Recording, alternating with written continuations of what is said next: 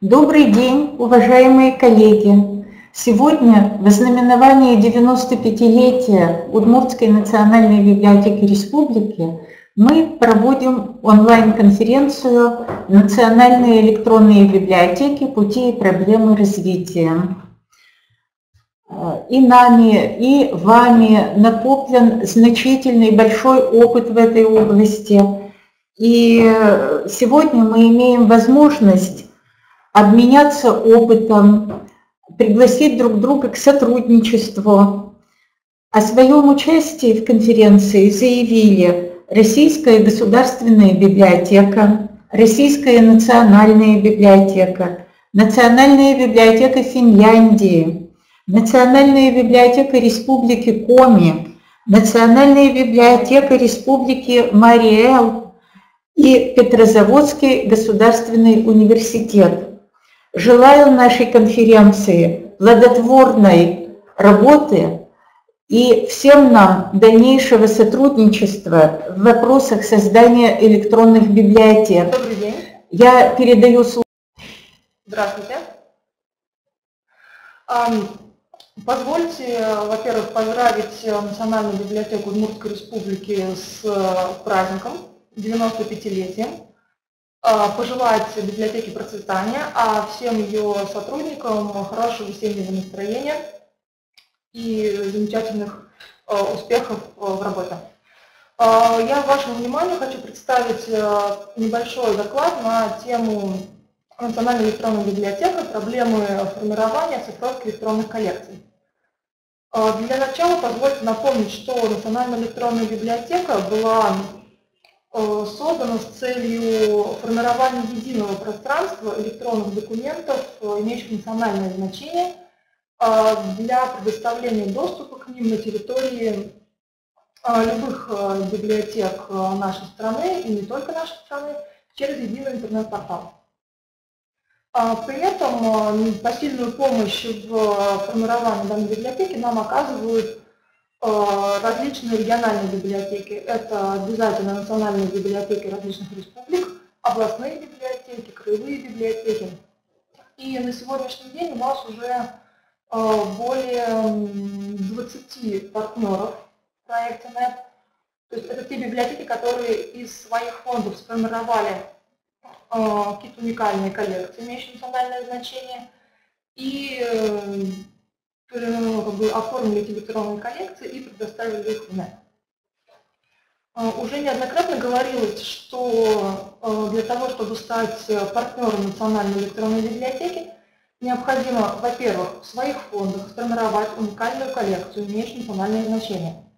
Причем делать так, чтобы документы, входящие в данную коллекцию, не попадали под действие закона о защите авторского права, так как с такими документами намного проще работать, и в дальнейшем не появится заявление от автора с просьбой взять его работу из НЭМа. Далее необходимо подать заявку на участие в Федеральной целевой программе культуры России. После подтверждения заявки с библиотекой заключается договор, и далее уже библиотека на основании предоставленных технических требований к электронным коллекциям для включения их в NET формирует свою электронную коллекцию и предоставляет ее в NET. На первый взгляд кажется достаточно простая и понятная схема, но, как вот оказалось по последнему году работы, то, что возникло очень много проблем и, скажем так, претензий к предоставляемым коллекциям от региональных библиотек в частности.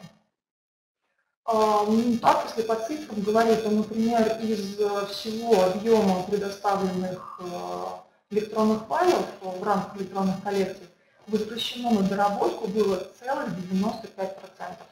То есть это либо существенная доработка, либо небольшая доработка, но сам факт, что доработка должна быть, и такие файлы без обработки принять и выставить в NET, к сожалению, мы не можем. Сейчас я постаралась собрать небольшие замечания, которые наши специалисты предъявляли к передаваемым файлам. Ну и сейчас как проблему вам представлю с небольшими пояснениями.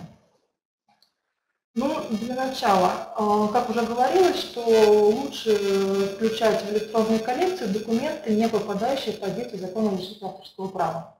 Если же вдруг в электронную коллекцию вошло несколько документов, то к ним обязательно должны быть приложены авторские договоры. То есть договоры, где автор дает согласие на предоставление своего произведения, конкретного произведения в национальную электронную библиотеку, причем на неопределенный срок, то есть бессрочный договор, и плюс автор не требует каких бы то ни было финансовых возмещений за использование его произведения по проекту. К сожалению, не все организации, включая в коллекцию договоры, документы, попадающие под действие закона авторского права, озаботились тем, чтобы документы были подтверждены авторскими договорами. Соответственно, опять же, это указывается, и некоторым организациям пришлось просто сделать замену некоторых произведений, предоставленных в электронных коллекциях, на те, которые не авторского права. Далее, со своей стороны, по техническому заданию, каждая электронная коллекция, на каждое издание в коллекции обязательно предоставляется образы страниц в формате TIFF, единое издание в формате PDF и библиографическое описание. Зачастую бывает так, что организации не предоставляют что-то из вот этих трех перечисленных показательных документов. Часто нет библиографического описания вообще, то есть также необходимо обращаться, просить его либо составить, либо же просто дослать. Зачастую отсутствует либо PDF-файл, хотя все тифы на месте, либо же наоборот есть PDF, но нет. В связи с этим дополнительно просят предоставлять ведомость, то есть где обязательно написано, какие работы включены в коллекцию, информация о названии данной работы автора, количестве образов, которые предоставляются, и имени электронного файла, который соответствует данной работе. Здесь также возникают проблемы, потому что либо ведомость не предоставлена, наши специалисты просто физически не могут сопоставить, все ли они получили, либо же просто происходит несоответствие предоставленных файлов тем, что указано в ведомости. И это также необходимо дополнительно решать, то есть это созваниваемся с библиотекой, решается вопрос, где ошибка, либо не все записали, либо же просто в ведомости указали излишки. В любом случае,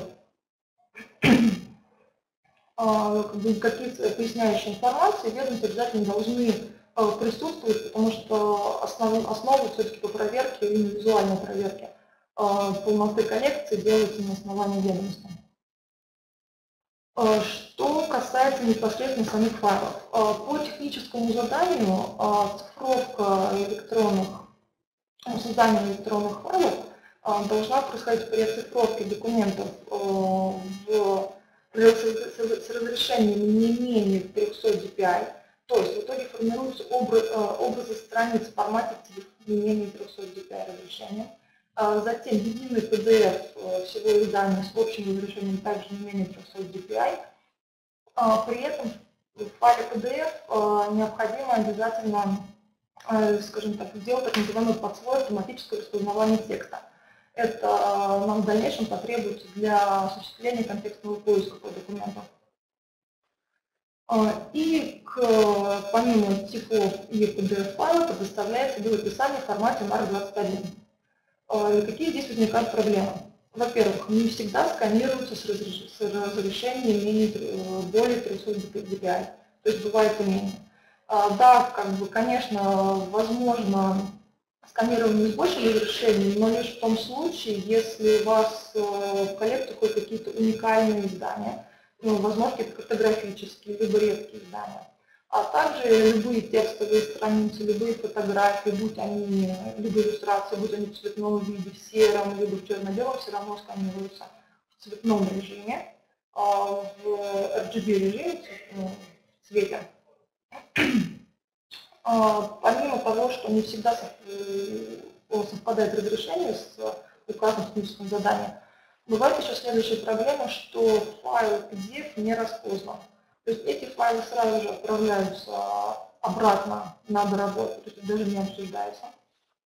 Вы, естественно, ждут какие-то доработки, распознавания, чтобы в дальнейшем включить в NET.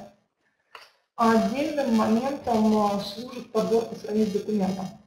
Потому что если в TIFF все хорошо, то в PDF-файле бывает либо отсутствие каких бы то ни было страниц документа, зачастую даже где-то не видит, и при этом нет какого бы то ни было описания. То есть иногда бывает такая ситуация, что в оригинале, в самом издании не хватает, например, там 5 страниц, да, но об этом нигде не сообщено, и получается, что сотрудники РГВ, проверяя полученную электронную коллекцию, просто пишут как замечание, что вот, там, скажем, с 5 по 10 страницу такой-то документа вы нам не прислали. То есть это тоже просьба сразу присылать какую-то информацию по особенностям документов, которые входят в коллекцию. Помимо отсутствия каких-то листов, иногда встречаются проблемы с правильным расположением листов. То есть они бывают иногда местами переменными местами, либо же перепутаны. Отдельным моментом хочется сказать, что были обращения от наших специалистов с тем, что в PDF-файле обязательно все странички должны быть выровнены, они должны быть одного размера и, скажем, выровнены, то есть никаких перекосов страниц недопустимо. С несколькими организациями возвращали файлы PDF-файлы на доработку из-за того, что типы сделаны хорошо, то есть образцы страниц они хорошие, но при формировании PDF-файла почему-то начинается перекос страницы. Также после сканирования изданий возможно небольшая дополнительная доработка. То есть, предположим, из-за того, что большой фолиант в скане в файле получилось, что строчки изогнуты.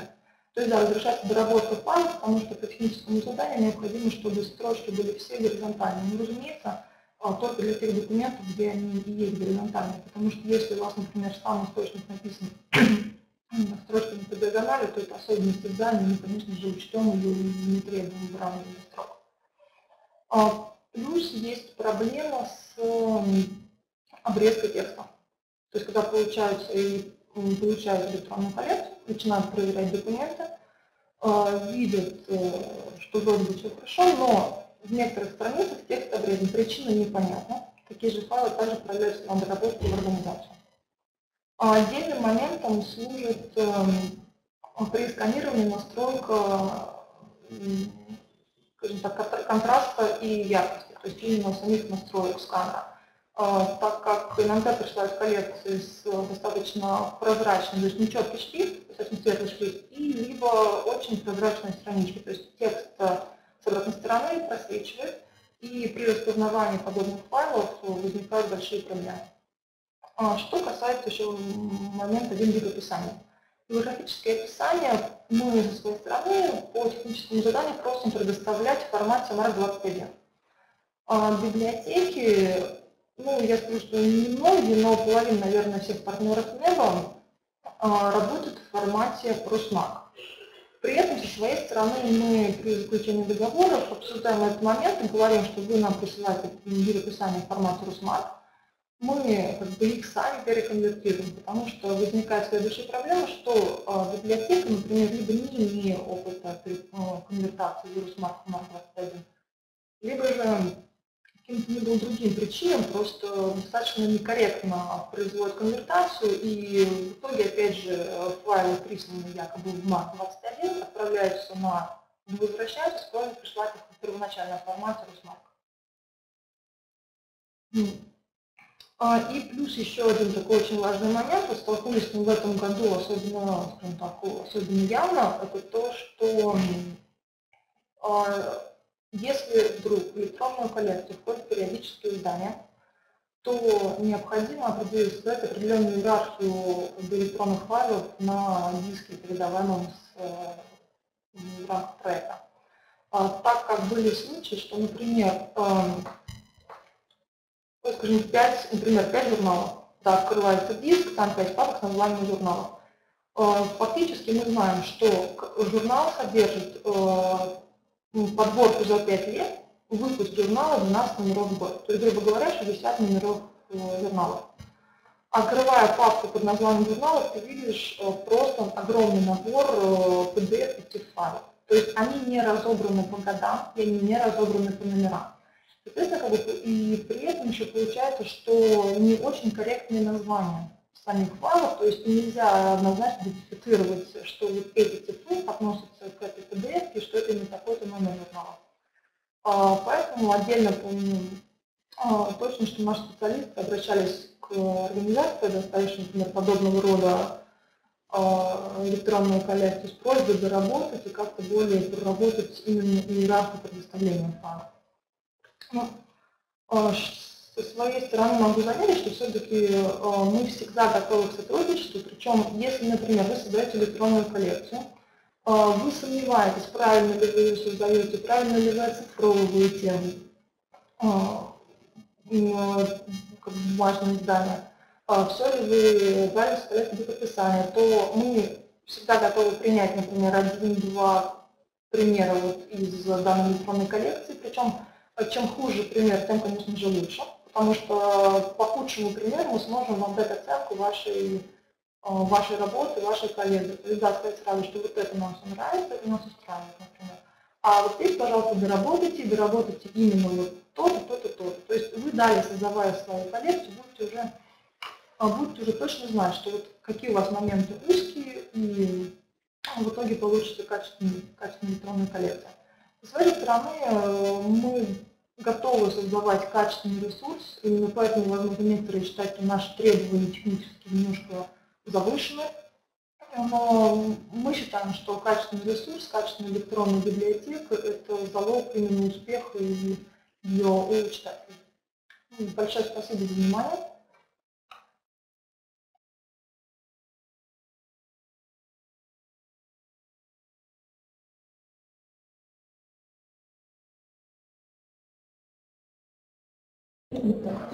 Спасибо, Ольга Владимировна. Вопросов нет, жалобы на звук. Сейчас мы посмотрим, когда будет выступать второй лектор. Все-таки это проблемы в аудитории, где Ольга Владимировна выступала, или на сервисе. У нас хороший звук, поэтому хочу сейчас предоставить слово Олегу Николаевичу Шорину, заместителю генерального директора Российской национальной библиотеки по информатизации.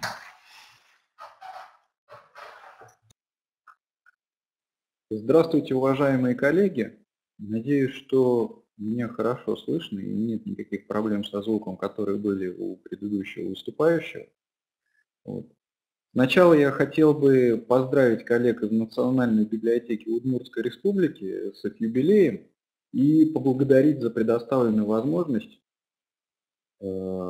выступить, принять участие в этой конференции. Это очень уникальная возможность для меня, очень уникальный опыт, потому что впервые я участвую в такой онлайн-конференции и как-то очень непривычно видеть, не видеть, наоборот, реакцию аудитории. Я хотел бы рассказать о тех проблемах, с которыми сталкиваются библиотеки при попытке создания электронной библиотеки. Допустим, существует обыкновенная библиотека, которая обслуживает читателями книжками, и вдруг в какой-то момент она решает о том, чтобы стать частично электронной, получить электронный контент. На самом деле электронный контент может появляться в основном двумя способами. Первый способ – это если вам повезло и ваши поставщики, издательства предоставляют вам электронный контент уже сразу же в электронном виде. Тогда у вас возникает две проблемы. Как его хранить и как обеспечивать доступ к этим материалам. Но зачастую такой случай недостижим идеальный, и поэтому библиотеки идут по пути создания электронного контента из тех материалов, которые хранятся в самой библиотеке, так называемый процесс оцифровки. И на этом пути количество шагов несколько больше. Для начала надо выбрать те материалы, которые хочется оцифровать, потом непосредственно произвести их оцифровку, ну а дальше то же самое начинается, каким образом их хранить и как обеспечить доступ к этим материалам. Я не претендую на то, что список вот тех проблем, которые я озвучиваю, он полон. Скорее всего, можно придумать еще много вещей, с которыми сталкиваются библиотеки при создании электронной библиотеки. Поэтому, если у кого-то в конце моего выступления возникнут некие дополнения, я буду очень рад их услышать, так как вот эту презентацию я воспринимаю по большому счету и для себя в том числе, чтобы воедино собрать вот те вопросы, на которые хотелось бы ответить до того, как принимается решение о создании того или иного контента. Вот пойдем по порядку. Выбор. Для того, чтобы выбрать те материалы, которые хочется оцифровывать, надо для начала для себя выработать некие критерии, по которым мы будем их отбирать. Один из критериев является актуальность. Востребован ли это произведение, этот материал, не востребован. На самом деле на это влияет множество факторов. Например, есть знаменательные даты. Вот в прошлом году было 200-летие Бородинского сражения. Соответственно, определенный материал вдруг стал востребован. Иногда даже совершенно непонятно, откуда берется всплески к тем или иным книжкам. Например, в какой-то момент был зафиксирован очень большой ажиотаж по доступу к материалам, относящимся к животноводству. Казалось бы, очень странно, но когда мы проанализировали, стало ясно, что в тот момент очень сильно развивалась в СМИ информация про свиной и птичий грипп, и оказалось, что люди очень интересовались как раз именно этой темой. Так вот, держать руку на пульсе и предугадывать вот те желания, что будет востребовано, что хотелось бы оцифровать, вот это вот как раз и есть та актуальность. Также влияет очень сильно сохранность. Если у нас есть в нашей библиотеке 2 экземпляра, один, который мы выдаем на руки нашим читателям, а другой мы оставляем у себя, то получается так, что этот единственный экземпляр, который мы выдаем, он приходит в ветхость и изнашивается, и для того, чтобы его сохранить, вот, хочется его оцифровать, чтобы он был доступен для всех. Уникальность материалов тоже очень сильно влияет на выбор для оцифровки. Если в библиотеке есть какой-то уникальный материал, которого нет ни в одной другой библиотеке, и это вот как раз координация межбиблиотечная, наверное, это должно решаться на уровне национальной электронной библиотеки, то, что должен оцифровывать, у кого есть какие уникальные материалы, так, чтобы не дублировать, не сканировать Евгения Онегина по 10 раз, не тратить на это деньги. Также надо посмотреть на возможность оцифровки. Можно ли вообще в принципе оцифровать то, что нам хочется оцифровать. Иногда бывает так, что, например, газеты сшиты подшивки, и текст уходит в поля, и в принципе невозможно их оцифровать либо без расшивания, либо без потери текста. Ну и вопрос, который зачастую очень сильно обсуждается на всех конференциях, это авторское право, которое в последнее время очень сильно перекрыло кислород библиотекам в плане оцифровки. Допустим, что на все эти вопросы, и может быть на какие-то еще мы ответили и выбрали некий контент для оцифровки, и хотим приступить непосредственно к оцифровке. Как сказал предыдущий выступающий, даже при оцифровке есть свои проблемы. Первая проблема, с которой надо определиться, первый вопрос, на который надо ответить, это качество. Каким качеством мы будем оцифровывать, в каком формате, в каком разрешении, нужно ли нам цветное или не нужно, потому что, вот, казалось бы, лучше всегда оцифровывать в цвете, но на самом деле это не так. Если мы возьмем черно-белые газеты, то их лучше всего оцифровывать в градациях серого. Поэтому в зависимости от того материала, который мы хотим оцифровывать, в зависимости от того, для чего мы хотим оцифровывать, например, если это сохранность, то, естественно, уникального экземпляра в единственном числе, то, естественно, качество должно быть максимальным, которого только можно добиться. После того, как мы определились с качеством, надо понять, есть ли у нас оборудование, на котором мы можем это осуществить. То ли это должен быть планетарный сканер формата А0 или еще больше. Все зависит от того качества и от того материала, который мы хотим оцифровать. Дальше встает вопрос, нужно ли нам распознавание. Если нам нужно распознавание, то тут возникают проблемы того, на каком языке сам материал. Словари, соответственно, нужно программное обеспечение, то ли это будет делаться механическое распознавание, то ли это будет делаться вручную. И если механически, то возникает вопрос, нужна ли верификация вручную того, что распознавалось автоматически. Потому что надо понимать, что автоматическое распознавание не дает стопроцентного результата. Но всегда идет с ошибкой. Предположим, что мы оцифровали наш материал, мы получили некий контент, и дальше у нас вот встает вопрос о хранении этого контента. Как его хранить, как складировать, как обеспечивать его резервные копии, чтобы его сохранность, его надежность.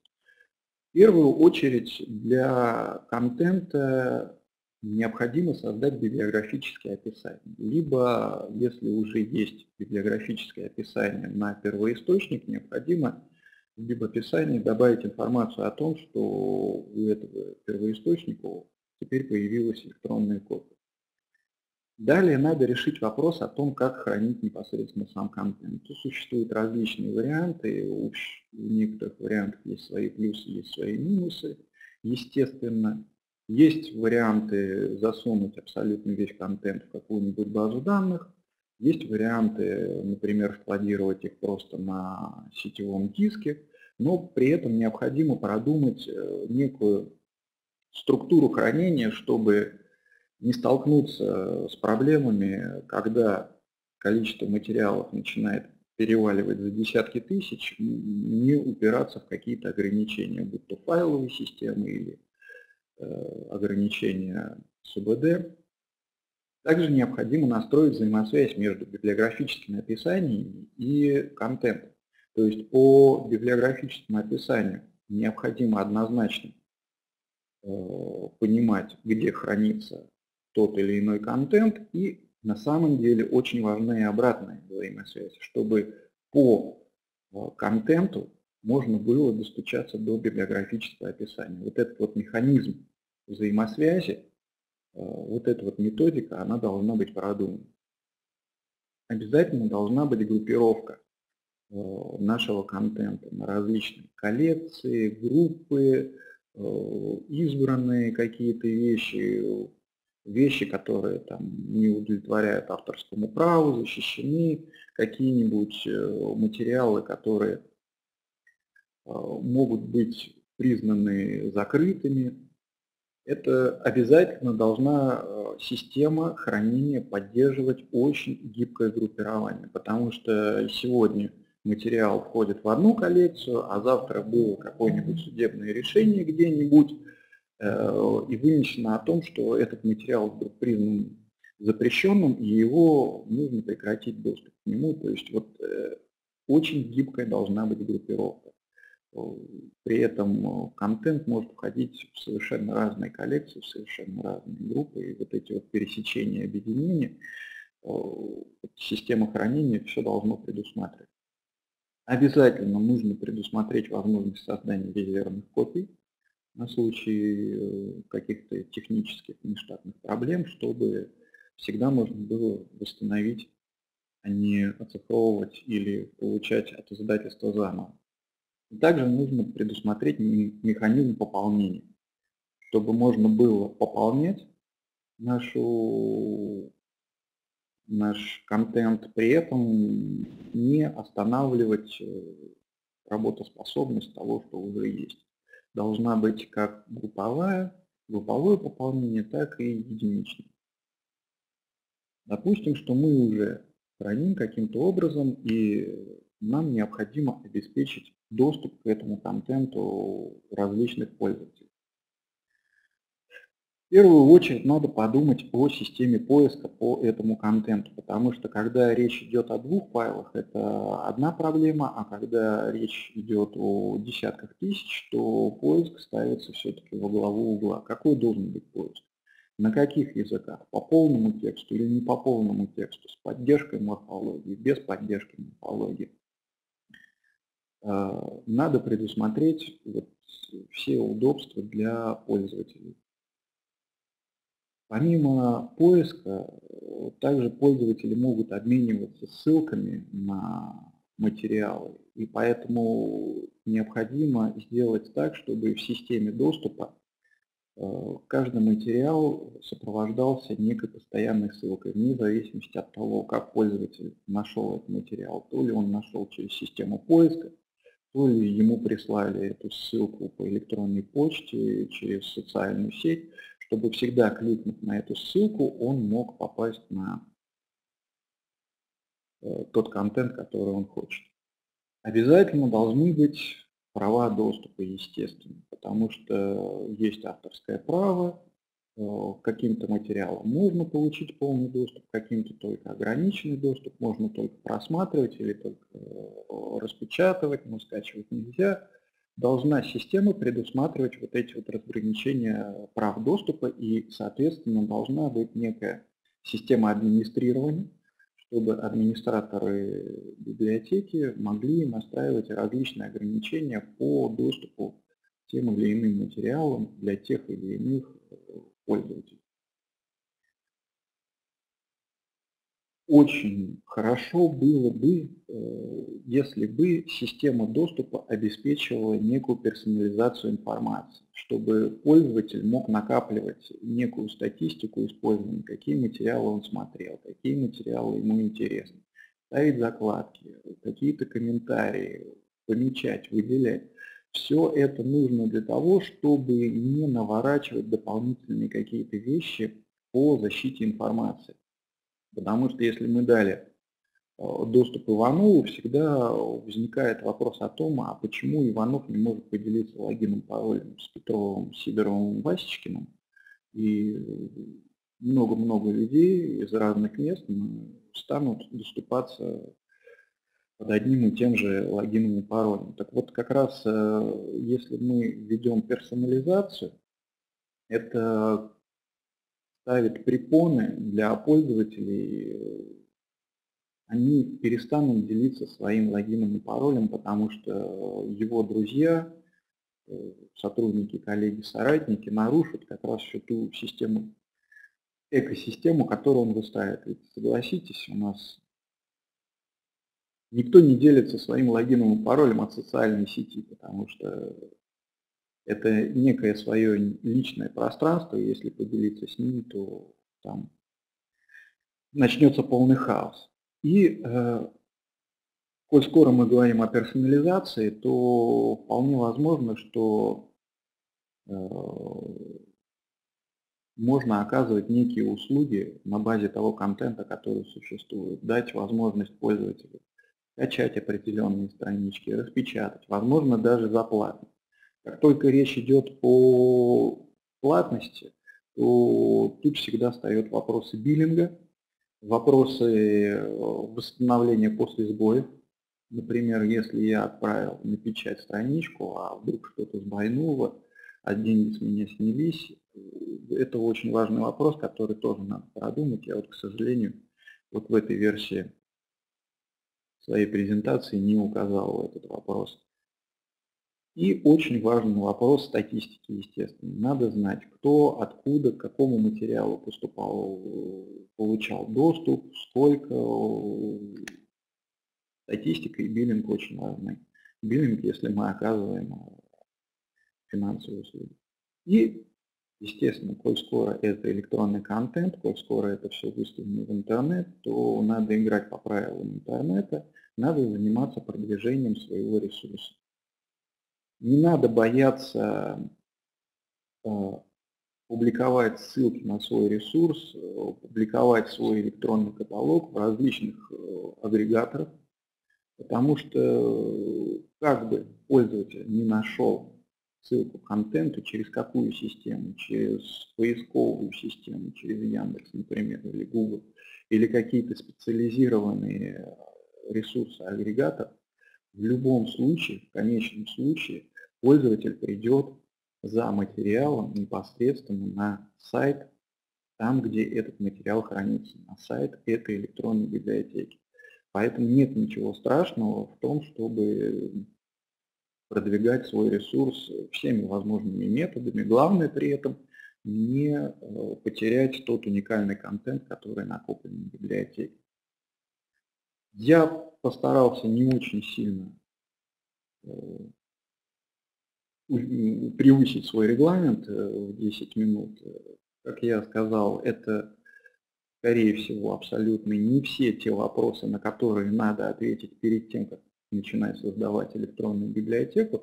Но я думаю, что процентов, наверное, 80, если вы можете ответить на все вопросы, которые были мной перечислены, то можно смело браться за создание своей электронной библиотеки и представлять свои ресурсы таким вот цифровым способом.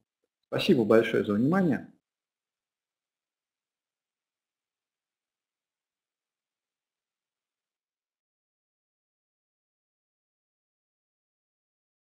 Нет, не мою, я сейчас.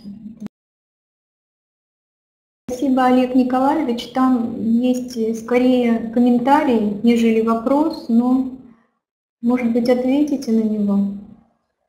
Включили Ленкович.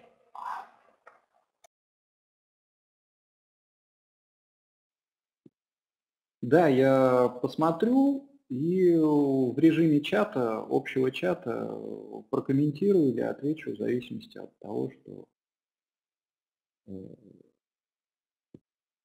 Сейчас я почитаю. Спасибо большое.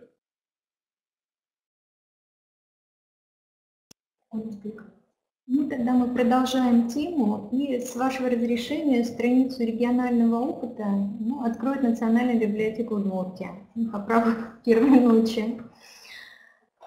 Мы расскажем о своем опыте создания нашей национальной электронной библиотеки Удмуртской республики, подходы к созданию, которые в настоящее время меняются в связи с важностью тех задач, которые стоят перед нами, так же как перед всеми региональными библиотеками, связанные с разработкой механизма координации деятельности Института культурного наследия республики, обеспечивающих сбор, оцифровку, представление электронной информации, а также интеграция НЭТ с другими проектами электронных библиотек как Российской Федерации, так и финно-угорского сообщества и европейского библиотечного сообщества тоже.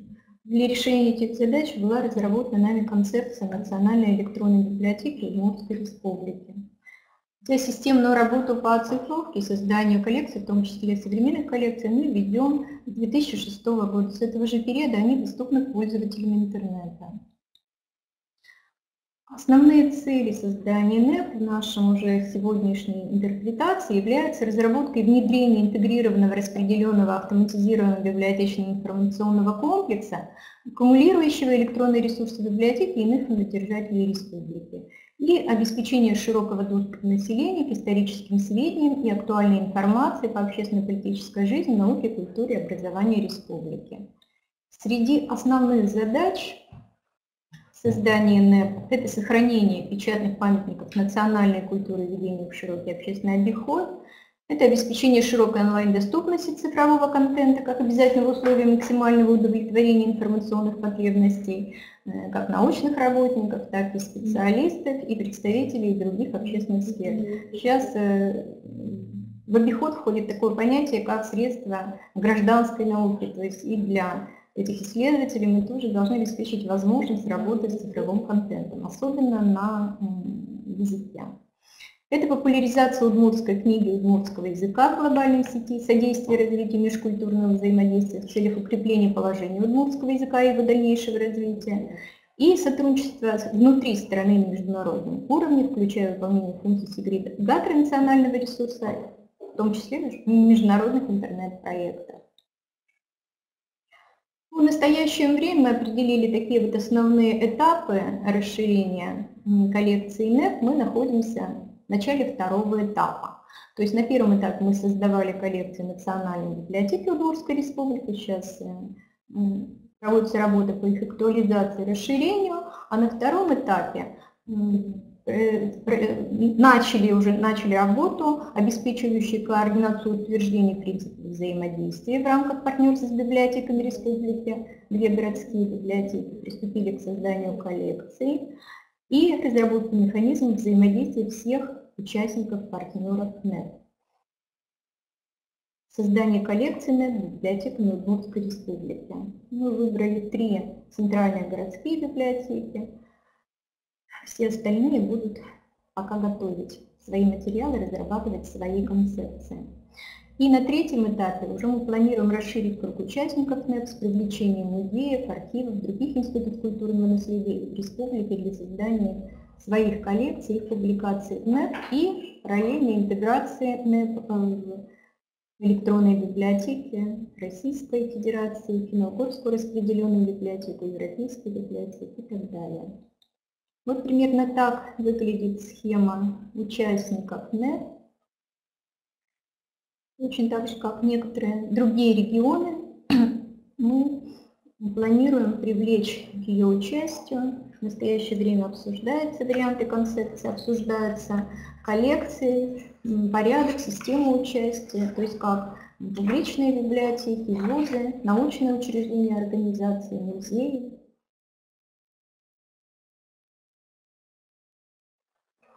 На чем строится платформа? То есть для оцифровки документов мы используем, наверное, так же, как все остальные библиотеки, как свободное, так и проприетарное программное обеспечение. Это Adobe, CamTailor, FineReader. Для создания цифрового хранилища используем свободное программное обеспечение DSpace. В настоящее время версия 1.8.2. И поскольку проблема авторского права – это действительно проблема, наверное, для нас номер 1, это просмотр документов у нас реализуется через интерфейс плагина потокового просмотра, который свободно не распространяется, мы его приобретали у голландских разработчиков. Требования к материалам здесь на слайде, поскольку у нас на этом достаточно подробно остановилась Ольга Владимировна. То есть мы считаем, что они стандартные, эти требования. Мы смотрели технические задания Центральной библиотеки, библиотеки Ельцина, Российской государственной библиотеки и стараемся придерживаться тех требований, которые они выдвигают. Единственное, что наше участие в 2 языковых программах, конечно, накладывает отпечаток.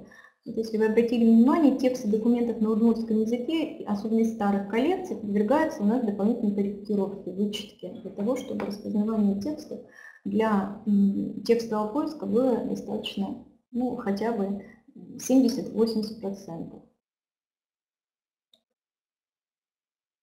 Структура нашей электронной библиотеки, она состоит из разделов и коллекций организации участников проекта, имеет 3-уровневую структуру, то есть раздел его описания, коллекция ее описания и документы, элементы данные. Основной раздел на сайте включает коллекции Национальной библиотеки, и для остальных участников создаются собственные одноименные разделы. К сожалению, скриншоты при загрузке отражаются не очень хорошо. Да, важный момент – это каталогизация документов, поскольку все-таки мы должны были связать нашу электронную библиотеку с другими имеющимися ресурсами. Каталогизация электронных документов осуществляется путем заполнения полей данных Dublin Core с использованием соответствующих библиографических записей из электронного каталога и каталога периодических изданий. Ну и библиографические записи электронного каталога и каталога периодических изданий, поскольку у нас есть коллекция периодики, вносится электронный адрес хранения текста документа NEP. Таким образом, из каталога Национальной электронной библиотеки тоже видно. Ну и это же обеспечивает неплохую цитируемость нашей библиотеки в интернете, поэтому я абсолютно согласна с предыдущим выступающим. Сбор статистики играет большую роль, потому что мы должны видеть, откуда к нам заходит, кто заходит, какие коллекции пользуются наибольшим интересом, следовательно, являются более актуальными для их развития. Коллекции Национальной библиотеки. Сегодня она включает 4 коллекции. В настоящее время 7925 документов отражается. Одна из коллекций – это краеведческая, это история Удмуртии. Коллекция включает научные, научно-популярные, справочные, учебные, документальные художественные издания на русском и удмуртском языках, освещающие основные вехи истории Удмуртии, начиная со второй половины XIX века по настоящее время. Вторая коллекция – это периодика Удмуртии. Здесь мы пошли, что называется, своим путем, то есть эта коллекция включает журналы и газеты на русском и удмуртском языках с 2005 года по настоящее время. И она сделана как раз на основе электронной версии изданий, получаемых от издательств, после их, разумеется, переработки под требования НЭП. Удмуртская книга – это современная коллекция, она включает документы с 50-го года и по настоящее время, включает полные версии научных, научно-популярных, учебных, справочных изданий по удмуртскому фольклору, языкознанию, литературоведению, искусству, этнической истории, археологии, этнологии удмуртов, а также литературно-художественные произведения. Книжные памятники Удмуртии. Сейчас мы формируем эту коллекцию. Перецифровое издание книжных редкостей. Такие создавали, наверное, все библиотеки в целях сохранности. И добавляем материалы, обеспечивая актуализацию материалов этой коллекции. Она дальше у нас тоже параллельно будет развиваться и современными коллекциями. Для придания системе целостности и удобства поиска документы, опубликованные в одной из коллекций, могут отражаться и в других коллекциях, в том числе в коллекциях других участников. Положим, наши партнеры библиотека Сарапула, публикуя свою краевую коллекцию, будут отражаться также в коллекции истории Удмуртии, что удобно для пользователей при поиске. Расширение коллекции мы, конечно, планируем. Если стоит сверхзадача оцифровать архив печати 350 тысяч документов, мы планируем обеспечить актуализацию существующих коллекций. Планируем с этого года начали оцифровку удмуртских газет 20-40-х годов, планируем оцифровать как республиканские, так и районные газеты на удмуртском языке. Создать коллекцию удмуртских учебников 20-40-х годов и сформировать коллекцию удмуртская музыка на базе оцифрованного архива записей гостелерадио Удмуртии. Это где-то более 300 треков. В поиске просмотрим стандартный для DSpace по полям метаданных, по автору, названию, по году издания, по ключевому слову. Поиск по словарям, словарю авторов, словарю заглавий, предметных рубрик и по полному тексту документа. Просмотр реализован через флеш-интерфейс интернет-сервиса облачного хранения Scribe. И в этом случае документ, мы его пытались русифицировать. Документ отображается в одном из 3 представлений: постраничное с вертикальной прокруткой в виде книжного разворота с возможностью листать страницы в форме слайдов. То, что касается модуля потокового просмотра, кнопку «Сохранить» мы убрали, поэтому пользователь имеет возможность только просматривать документы без скачивания на свой компьютер. Можем также запретить распечатку, если против пользователь, который предоставил нам право на публикацию документов. Таких немного. И также доступ к библиотеке реализуется в 2 режимах. Каким-то документам в режиме локальной сети, а большинство документов в режиме свободного доступа в интернете. Здесь статистика обращений пользователей в НЭП с начала этого года. Как видно из таблицы, наибольшей популярностью пользуются все-таки актуальные современные ресурсы. Это периодика Удмуртии, то есть из 210 тысяч обращений 178 тысяч обращений к базе данных периодика Удмуртии. Обращаются в библиотеки, где подписка не очень хорошая, и к удмуртской периодике библиотеки мест проживания удмуртской диаспоры за пределами Удмуртии, зарубежные пользователи. Далее на втором месте по рейтингу обращаемости это удмуртская книга, затем история Удмуртии, ну и книжные памятники. Все-таки эти коллекции, хотя на них сосредоточены наши условия в целях сохранности, интересны специалистам, более узкому кругу специалистов. К ним как раз больше обращаются университетские пользователи зарубежные, ну и наши ученые тоже. Источники финансирования – это очень важный вопрос для библиотек, потому что это очень дорогостоящее дело создание цифровых коллекций. И оборудование дорогое, и программное обеспечение необходимо, если мы хотим на поток поставить эту работу. То есть основной у нас источник – это целевая программа развития информационного общества Удмуртской республики, которая обеспечивает нам возможность приобретать оборудование. Это программа по реализации закона Удмуртской республики о государственных языках Удмуртской республики и иных языках народов Удмуртской республики, которая поддерживает издание коллекции «Удмуртская книга». Туда входит и издание, выпущенное по издательской программе.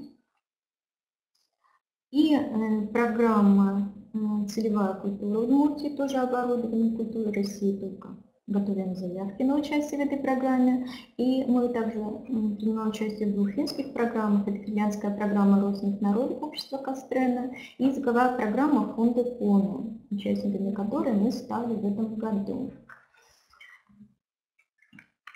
И, как я уже говорила, участие в двух языковых программах предъявляет определенные требования к оцифровке и согласование этих действий с нашими партнерами по использованию этой системы. Взаимодействие с другими проектами. Ну, конечно, актуальной для нас задачей является интеграция НЭП в другие электронные библиотеки. Хотелось бы, конечно, делать это цивилизованными способами, с использованием протоколов обмена метаданными. Как коллеги на предыдущей конференции говорили, мешком, наверное, не очень удобно для нас. Тогда будет очень ограниченный круг источников представлен в Российской национальной библиотеке. Проблема авторского права. Естественно, право публикации изданий современных авторов по договору, но на нашем сервере. Это с СКБР. Мы сотрудничаем, работаем в этом проекте «Золотая коллекция Евразии», Киноубрика, киногорский проект, который администрирует Национальная библиотека Финляндии, Европейская цифровая библиотека. Ну и с выбором способов интеграции одним из вариантов мы делали тестовую версию как раз под финно-угорский проект с использованием протокола OAI PMH, обеспечивающий предварительный сбор метаданных на одном сервере с возможностью поиска в единой базе. В этом случае в форме выдачи результатов поиска аккумулируются ссылки на документы, хранящиеся в ВБ партнеров, без передачи мешком наших оцифрованных материалов. Новые возможности открывают участие Национальной библиотеки в международных проектах, в частности в проекте дигитализации финно-угорских материалов в библиотеках, реализуемом при поддержке языковой программы фонда КОНУ. Одной из задач проекта Национальной библиотеки по оцифровке материалов Национального фонда, получившим поддержку программы, является реализация средств доступа к материалам коллекции для проведения исследований по документированию удмуртского языка. Ну вот в апреле у нас состоялась встреча с коллегами из Национальной библиотеки, но подробнее в этом проекте вам расскажет Ирма Рейнин, директор Славянской библиотеки Национальной Финляндии, которая принимает участие в нашей конференции.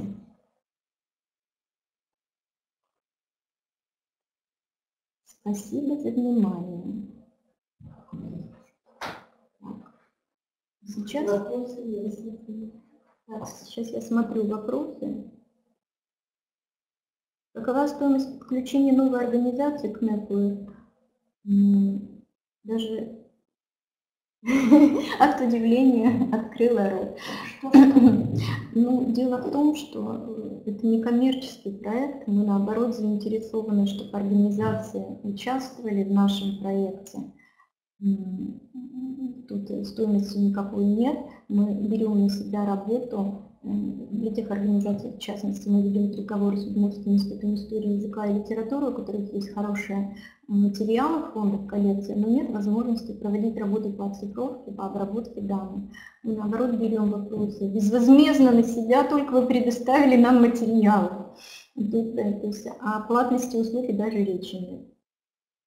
Объем я называла около 8000 документов на сегодняшний момент.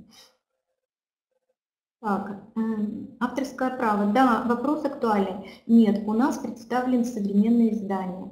У нас есть структура, которая занимается заключением договоров с правообладателями. Вот то, что мы находимся на территории Удмуртии, и все эти люди, которые пишут книги, презентуют их в нашей библиотеке, то есть достаточно хорошо знакомая для нас аудитория. Хотя года 2 у нас ушли на уговоры, на раскачку, сейчас уже легче стало заключать договора с авторами. То есть нам дают право на оцифровку произведений, на публикацию в Национальной электронной библиотеке Удмуртской республики на основании договоров с соблюдением норм авторского права.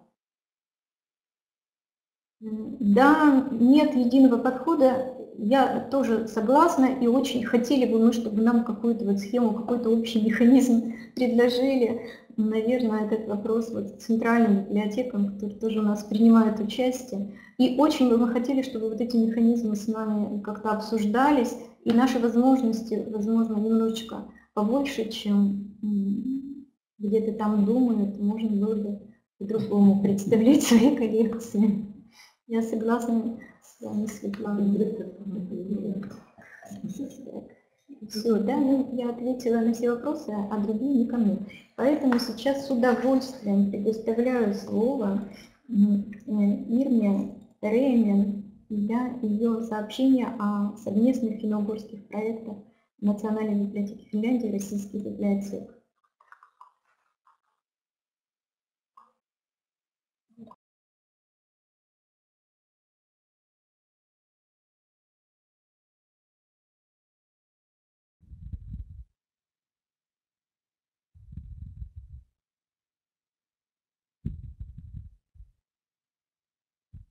Да, добрый день, дорогие коллеги.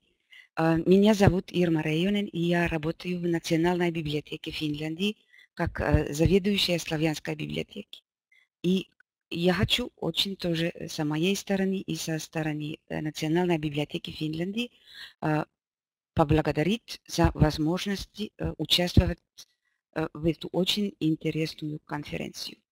К сожалению, руководитель проекта по оцифровке финно-угорских материалов Jussi-Pekka Hakkarainen не может участвовать в эту конференцию. И я передаю приветы от него, и я передаю, конечно, ему все, что я здесь узнаю о проектах российских библиотек. Моя презентация сосредоточит на две проекты, с которыми мы сотрудничаем с российскими библиотеками. У нас больше всего сотрудничество с Российской национальной библиотекой в Санкт-Петербурге и с некоторыми финно-угорскими библиотеками.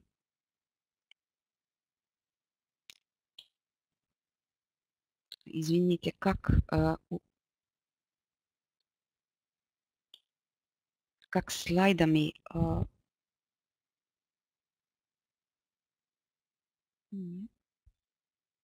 Хорошо, спасибо. Это проект мы называем пилотный проект по оцифровке финно-угорских языков. На основе этой программы лежит языковая программа фонда КОНЕ. И мы получили грант для пилотной фазы оцифровки в прошлом году. И мы заключили договор с Российской национальной библиотекой и с национальными библиотечными ресурсами.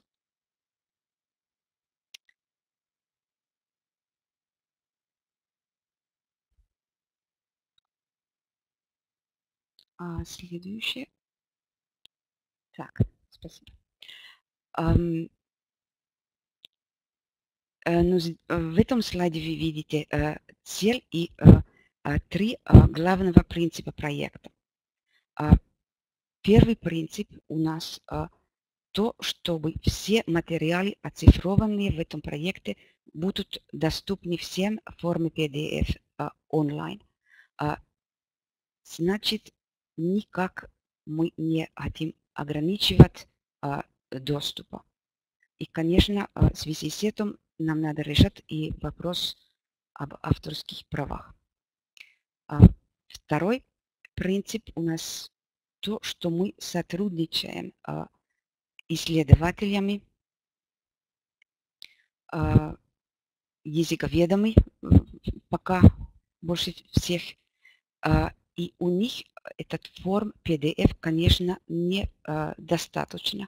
Им нужен текст, и мы в сотрудничестве с исследователями разрабатываем разные инструменты для редактирования текста и краудсорсинга. И третий принцип у нас то, что все программы, все системы, все инструменты, которые мы разрабатываем в этом проекте, будут основываться на открытом исходном коде. Значит, коммерческих программ мы здесь не пользуем.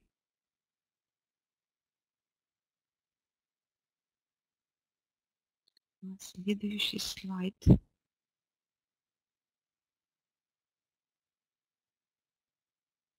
Да, о материалах, которые были оцифрованы здесь. И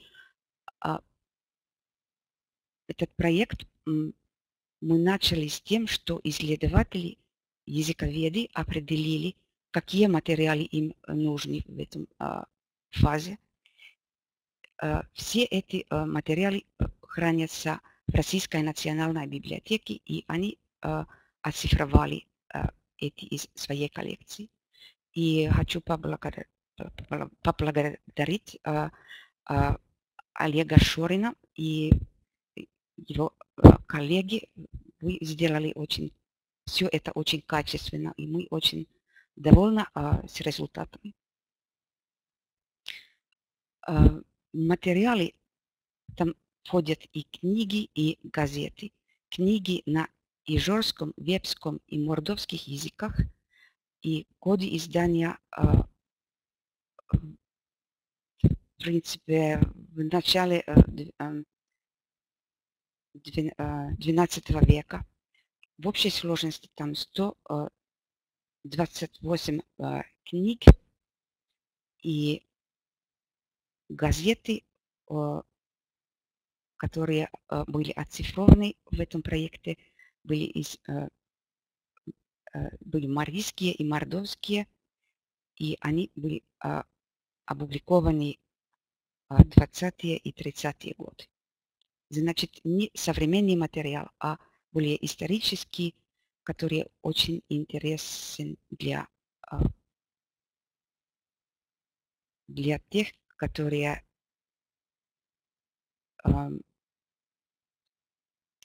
изучают историю и формирование литературных языков финно-угорского мира.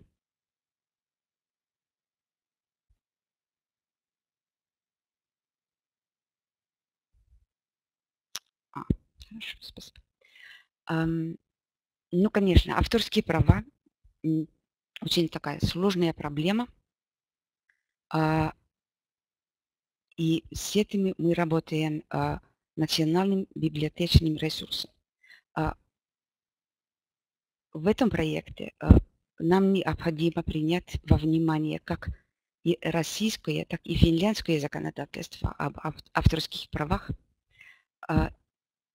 Это потому, что материалы будут были оцифрованы в России, а размещены в Финляндии и представлены во всем мире.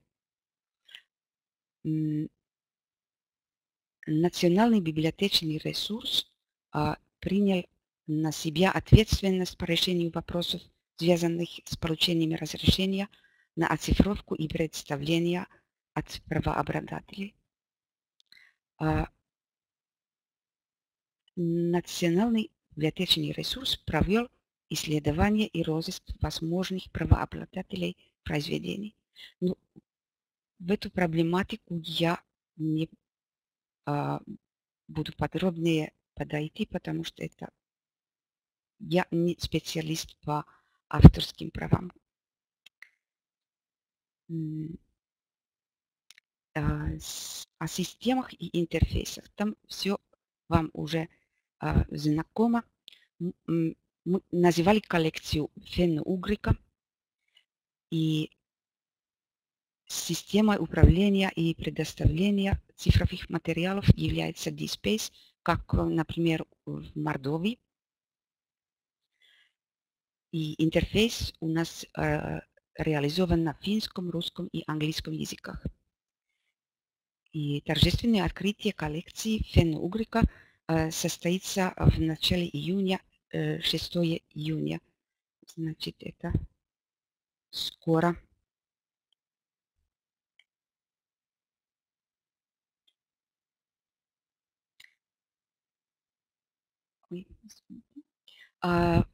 Вот это как это выглядит. Это интерфейс на русском языке. Потом я покажу вам адрес, и вы можете туда сам посмотреть и искать.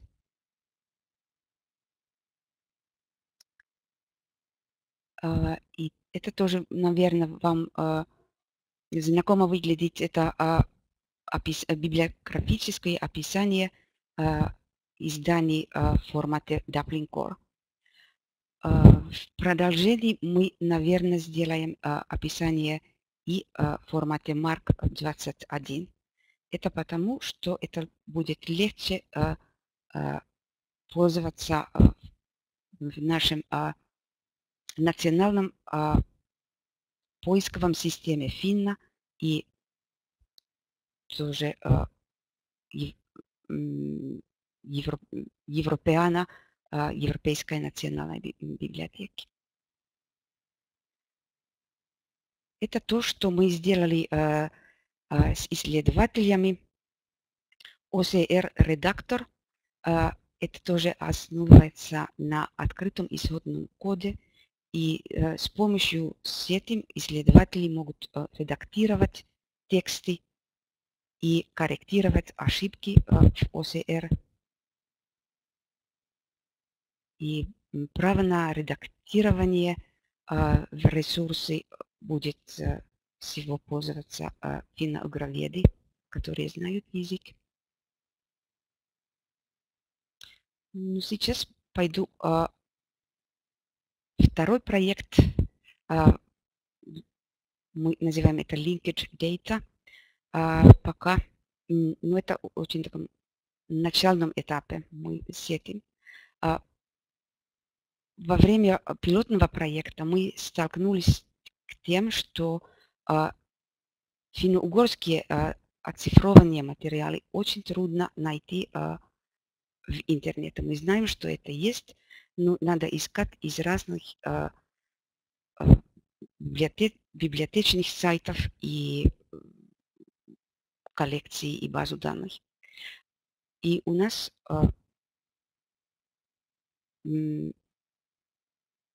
есть идея о создании единой и открытой информационной системы, в которую будут включены оцифрованные в разных библиотеках материалы на финно-угорских языках. На минимум метаданные об том, что есть в электронном виде. Единая поисковая система и стандартизация метаданных сделают материалы легко доступными и для обыкновенных пользователей, и для исследователей. Мы получили такое финансирование для сотрудничества и координацию от Министерства культуры и образования Финляндии. И в начальном этапе партнерами являются национальные библиотеки Удмуртии и Карелии. И с Карелами мы уже договорили о том, что мы получим метаданные от них, и мы можем тестировать, как мы можем это все сделать. Мы стараемся сделать это с помощью WooFind. И здесь вы видите образец, как это может быть выглядеть. Это пока не реализован. Идея есть. Но здесь контактные данные проекта и адрес коллекции Фен-Угрика. Блог у нас тоже есть на английском языке. Пожалуйста, познакомьтесь с этим. И в последнем слайде есть контактные данные руководителя проекта Jussi-Pekka Hakkarainen. Там почтовый адрес. Там можете послать вопросы и ваши инициативы. Мы очень рады, что я могла здесь выступить, и подождем ваши отзывы. Спасибо всем.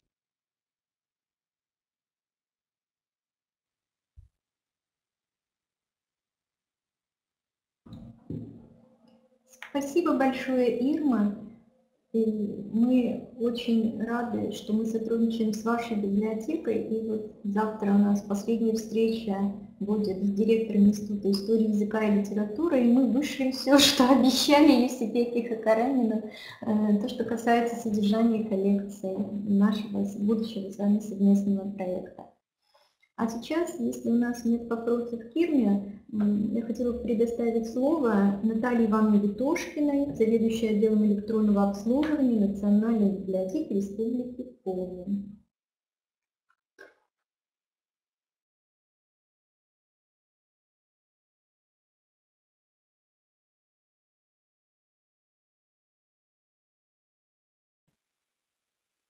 Здравствуйте, коллеги! Я бы хотела сегодня рассказать о Национальной электронной библиотеке Республики Коми как ресурсе коллективного создания и коллективного использования. Предлагаю вашему вниманию такую схему. Несмотря на то, что она уже достаточно старая, она была создана в 2008 году, она не потеряла до сих пор своей актуальности. Здесь можно увидеть, из чего состоит Национальная электронная библиотека Республики Коми. Вот один такой блок – это электронный каталог библиотеки и сводный каталог корпорации библиотек Республики Коми ЧУКАР.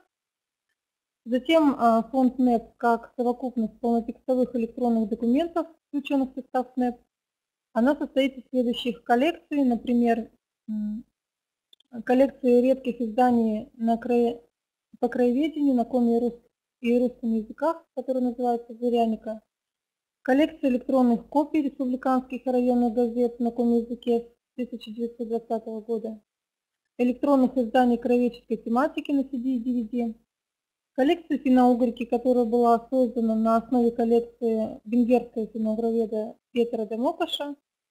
Местных коллекций, которые, вот здесь написано, что они будут созданы на базе библиотек Республики Коми. В настоящее время они уже созданы. Многие из этих коллекций и активно пополняются. И электронных документов органов власти, социальных партнеров библиотек. Кроме того, здесь есть такой блок, который называется «Удаленный электронный ресурс», то есть мы собираем также ссылки на удаленные полнотекстовые электронные ресурсы, что касаемо Коми края. Предлагаю вашему вниманию такую двухуровневую модель, которая разработана была также в 2008 году. Она включает на первом уровне создание регионального центра в городе Сыктывкаре, это на базе нашей библиотеки, и на втором уровне создание центров общественного доступа к информации. Таких центров всего 20, то есть в каждом муниципальном образовании нашей республики. Ну и в таком случае Национальная библиотека Республики Коми выступает интегратором республиканских ресурсов.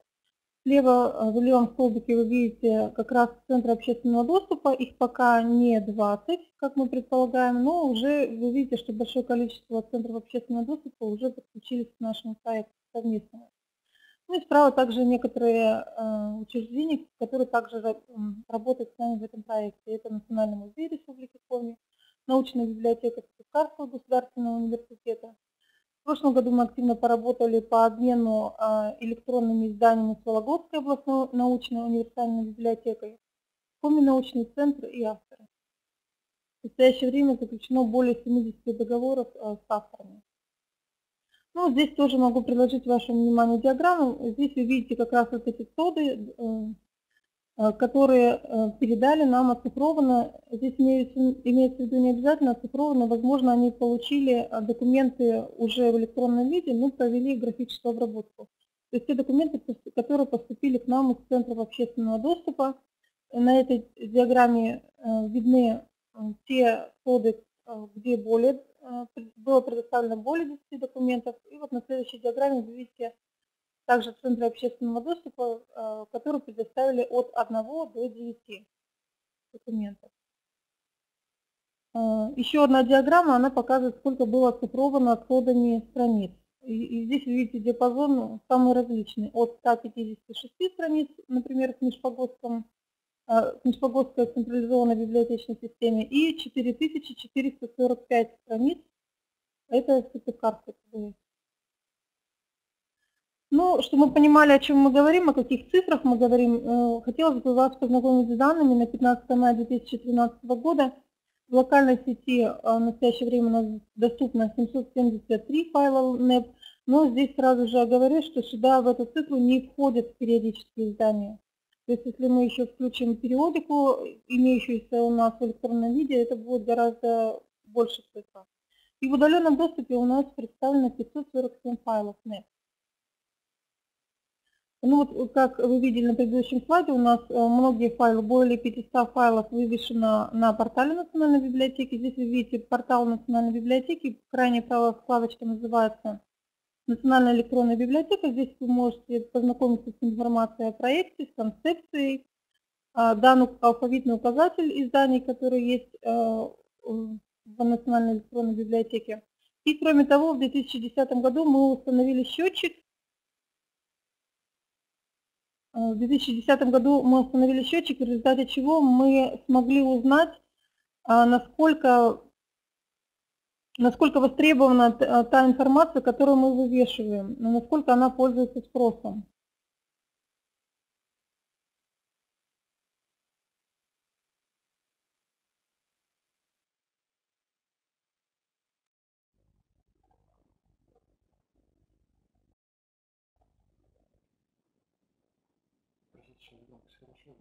Скажите, пожалуйста, меня хорошо слышно?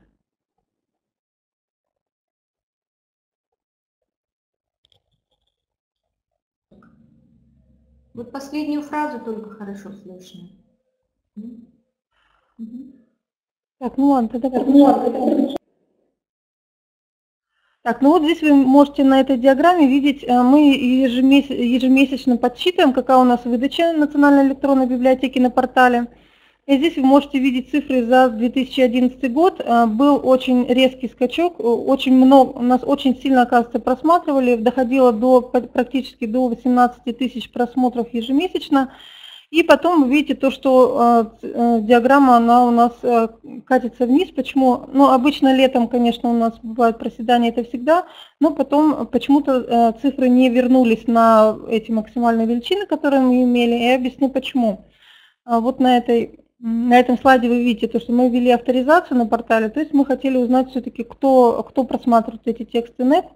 И для того, чтобы просмотреть вот как раз в этот период, летом мы ввели авторизацию, поэтому у нас уменьшилось количество просмотров. Но для того, чтобы просмотреть тексты, все равно тексты просматривать можно, нужно было ввести просто фамилию и номер читательского билета. Это не значит, что только жители города Сыктывкара, только те, кто может к нам прийти в библиотеку, только они имели возможность доступа к полным текстам. Зарегистрироваться у нас может в Национальной электронной библиотеке любой житель Республики Коми, России или находящийся за рубежом. Можно зарегистрироваться виртуально и стать виртуальным пользователем. То есть здесь, в принципе, никаких ограничений нет. Любой человек может получить номер читательского билета по электронной почте. Ну вот, выдача Национальной электронной библиотеки, вы видите, за 2012 год, она вот у нас в таком диапазоне от 1224 до 5000. Примерно она у нас в таком диапазоне в настоящее время и существует. И, как всегда, проседание летом и увеличение интереса к коллекциям НЭП в весенний-осенний период. Нам также было интересно узнать, какова доля вот этих наших участников, наших партнеров, ЦОДов от общей выдачи НЭП. Здесь вы видите такую диаграмму, что общая выдача НЭП у нас составляет 100% с портала, и выдача центров общественного доступа составляет 15%. То есть в разные периоды времени она составляла 20%, 15%. Ну, вот примерно вот такой кусок пирога. И основываясь на этих данных, мы можем всегда узнать о том, что востребовано. Это здесь как раз, наверное, этот слайд перекликается с тем, о чем говорил Олег Николаевич Шорин, о том, что оцифровывать и что будет востребовано. Ну и вот мы можем определить по этой выдаче, что у нас востребовано. Это сохраняется стабильный спрос на литературу по истории Коми-края, на произведения современных писателей, на произведения классиков коми-литературы и, что для нас было достаточно удивительно, на литературу на иностранных языках. То есть у нас есть такое небольшое количество, около, возможно, по-моему, 6 файлов всего лишь на иностранных языках, на немецком, на латинском, и на удивление их тоже просматривают. Какие у нас есть проблемы? Ну, я думаю, что проблемы такие, с такими проблемами сталкиваются многие библиотеки, которые занимаются формированием национальной электронной библиотеки. Ну, вот я скажу о наших проблемах. Это текучесть кадров. То есть, к примеру, мы обучаем специалистов Центров общественного доступа, они приезжают к нам на стажировки, но потом по каким-либо причинам они покидают свое рабочее место, и в результате не передают те знания, которые они получили на этих стажировках, на курсах, и поэтому приходится заново обучать частенько наших специалистов ЦОДов. Низкая скорость интернета. Вот, например, по отчетам за прошлый год у нас у 4 центров общественного доступа скорость менее 500 мегабит в секунду. Также предоставляемые ЦОДами файлы зачастую требуют графической обработки и переформатирования. Кроме того, у нас, очень редко, но были такие случаи, как дублетная оцифровка. У нас, то есть книгу, которую мы уже оцифровали в библиотеке, оцифровал тоже один из центров общественного доступа.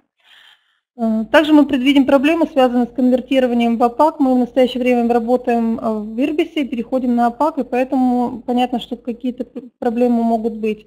И сталкивались также в нашей работе с воровством произведений, но, слава богу, вроде как решали эти проблемы, обращались к тем, поскольку наши делали скриншоты и выставляли их в социальной сети. Поклонники таланта одного композитора нашего.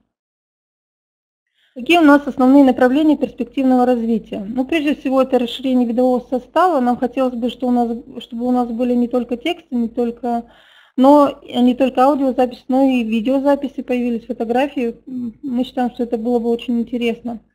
Приобретение новых партнеров в процессе формирования национальной электронной библиотеки. Ну, у нас вот количество партнеров постоянно увеличивается.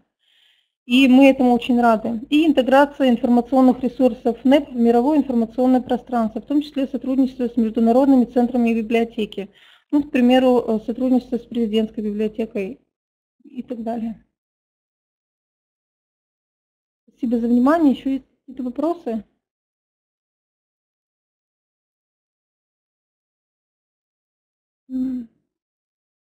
На основе какой системы реализуется электронная библиотека с доступом к ней в муниципальных районах? Но в настоящее время в муниципальные районы, на портале доступ имеют все центры общественного доступа. Какой-то специальной системы пока в настоящее время сетевой не существует. Где размещаются муниципальные ЦОДы? Ну, то есть у нас существует 20 муниципальных образований, 20 районов в республике, И вот в каждом районе существует централизованная библиотечная система, главная библиотека. И вот в этих главных библиотеках как раз и формируются местные электронные коллекции.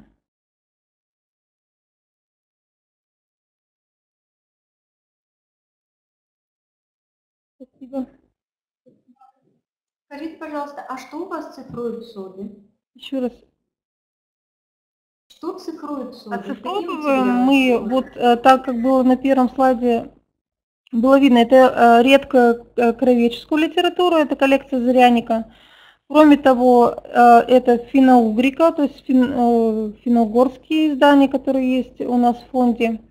И те, которые, вот тоже, как я говорила, венгерским финно-угроведом Петером Дамокушем была подарена коллекция в нашу библиотеку, и она тоже у нас оцифровывается. Ну, кроме того, периодику, современную, ретроспективную периодику. Современную периодику мы не оцифровываем, мы в основном получаем ее уже от редакции газет, в том числе через ЦОДы. И ЦОДы заключают договоры с редакциями газет, мы заключаем договоры, и таким образом мы получаем уже в электронном виде современную периодику. Ну, вот как раз вопрос под СОДом. То есть СОДы местную печать, да? Не слышу вопрос. Местную печать, районную печать. Не слышу вопрос.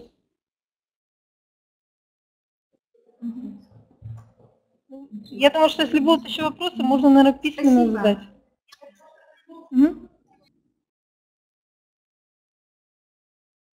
Спасибо.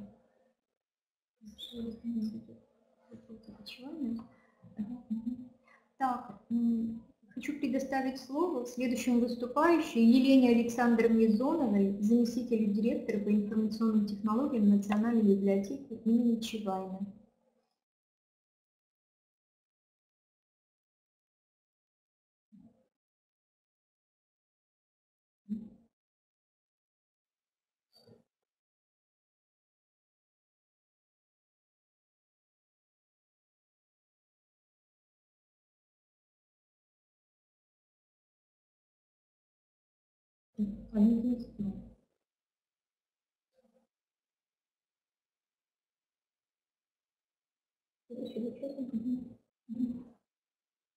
Что-то у нас среди участников. Добрый день, меня слышно? Добрый день, уважаемые коллеги. Во-первых, хотелось бы поздравить Национальную библиотеку Удмуртской Республики с таким хорошим юбилеем, 95-летием, пожелать дальнейшего поступательного развития и успехов, процветания на долгие годы, а всем сотрудникам библиотеки здоровья, благополучия и профессиональных успехов. Отдельное спасибо за приглашение участвовать в этой конференции и за такую хорошо составленную программу, нужную, я думаю, тематику. И вот уже половина конференции прошло, и, вы знаете, очень много полезного, интересного прозвучало, и я думаю, что есть нам всем чему друг у друга поучиться. Теперь о нашем проекте «Марийская электронная библиотека». Современные информационные технологии, прочно вошедшие в нашу жизнь, предоставили широкие возможности для сохранения, обработки, использования и популяризации культурного наследия человечества. Одним из направлений работы библиотек, ни для кого не секрет, конечно же, уже традиционным стало создание электронных ресурсов полнотекстовых, то есть электронных библиотек. Достоинство таких коллекций, конечно же, заключается в объеме хранимой информации, быстроте и удобстве поиска, широких возможностях выборки и упорядочивания данных, возможности пополнения базы данных новой информации, в доступности данных по интернету в круглосуточном режиме. Проект «Марийская электронная библиотека».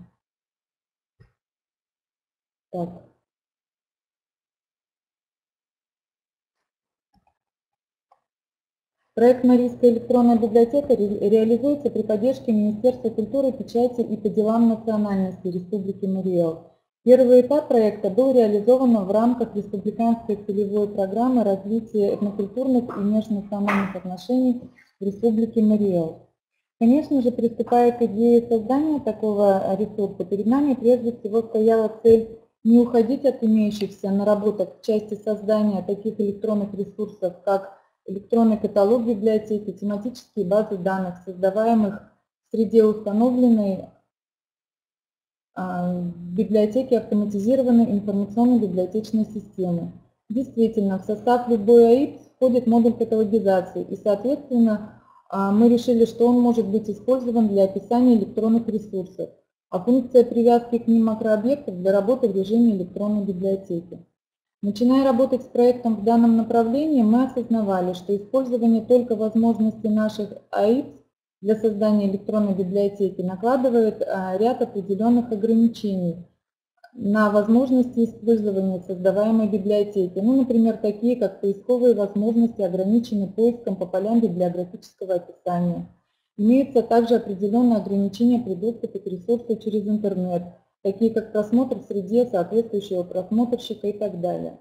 С другой стороны, несомненным преимуществом данного подхода является простота создания ресурса, так как он создается библиотечным специалистом в среде профессионального автоматизированного рабочего места. Этот проект – первый опыт национальной библиотеки имени Чевайна в создании подобных ресурсов, нацеленных не на жизнь в себе, а как на нечто большее, ориентированное на удаленных пользователей. Основная цель проекта – создание единого информационного ресурса Республики Мария, включающего полнотекстовую базу уникальных изданий о республике, изданий марийских авторов, иных социально значимых документов, имеющих краеведческую направленность, посредством использования современных информационных технологий и предоставления открытого доступа к нему для населения. Причем именно открытость ресурса ставилась нами на первое место. А на данном слайде вы видите те задачи, которые мы ставили перед собой при реализации проекта. Это, естественно, сбор документов, отбор и организация хранения тех документов, которые предполагались нами для перевода в электронную форму. Это создание библиографических записей отобранных документов и справочно-поискового аппарата ко всему фонду электронной библиотеки. Это обеспечение удаленного доступа к электронной библиотеке для пользователей и обеспечение защиты информации и авторских прав. При этом следует отметить, что собранные в единую систему документы приобретают новый статус, позволяющий реализовать качественно иной уровень хранения и организации использования этих источников информации и обеспечивающий им более широкое распространение, открытость и эффективное использование. Принцип работы создаваемой нами электронной библиотеки построен, как я уже говорила, на принципе работы автоматизированной информационной библиотечной системы. В качестве основы для реализации выбрана установленная в нашей библиотеке АИП Smart SQL с модулем Smart SQL Internet. В данной системе достаточно хорошо реализованы функции обработки документов любых видов и выполнения справочно-поисковых запросов по различным критериям. В то же время в систему заложены функции привязки к документам их электронных копий. Список поддерживаемых форматов при этом достаточен для создания полноценного электронного ресурса. Записи создаются в формате RusMark, привычной для библиотекарей программе и сохраняются в электронном каталоге библиотеки. Полнотекстовые документы размещаются на веб-сервере, копируются в определенный каталог, после чего становятся доступными для просмотра в интернете через соответствующий модуль АИП. На этом слайде приведены два раздела состава Марийской электронной библиотеки. Как я уже говорила и как следует из названия, Марийская электронная библиотека является ресурсом краеведческой направленности и нацелена на раскрытие и популяризацию культурного наследия народа Мари, а также отражение современной жизни края. На первом этапе создания библиотеки в хранилище электронных ресурсов размещались произведения, не являющиеся объектами авторского права. Это издания 18-20 веков из ценного и редкого фонда Национальной библиотеки имени Чевайна. В настоящее время мы занимаемся наполнением современной части электронной библиотеки. Это собственные издания Национальной библиотеки по краеведению, а также издания авторов, пишущих о Марийском крае, согласившиеся стать участником Марийской электронной библиотеки в части предоставления электронных копий своих произведений в свободном доступе. С авторами заключаются договора, в которых прописываются условия доступа к произведению, формата электронных копий и временные рамки доступа. На этом слайде вы видите, каким образом осуществляется доступ через раздел «Электронные ресурсы» на сайте Национальной библиотеки имени Чевайна. Также планируется организовать доступ к электронной библиотеке с библиотечного портала Республики Мариэл, который начал свою работу в сети интернет в феврале этого года, и участниками которого является 21 библиотека республики. Этот портал объединяет на своей платформе как новостную информацию библиотек-участниц, так и создаваемые ими электронные ресурсы. Далее происходит выбор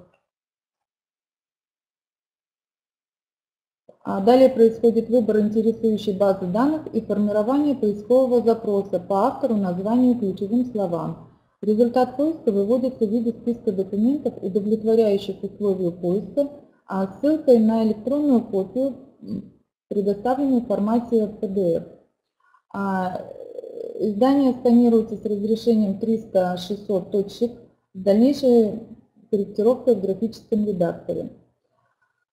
Вот на этом слайде представлен результат поиска как раз одного из изданий из ценного и редкого фонда нашей библиотеки.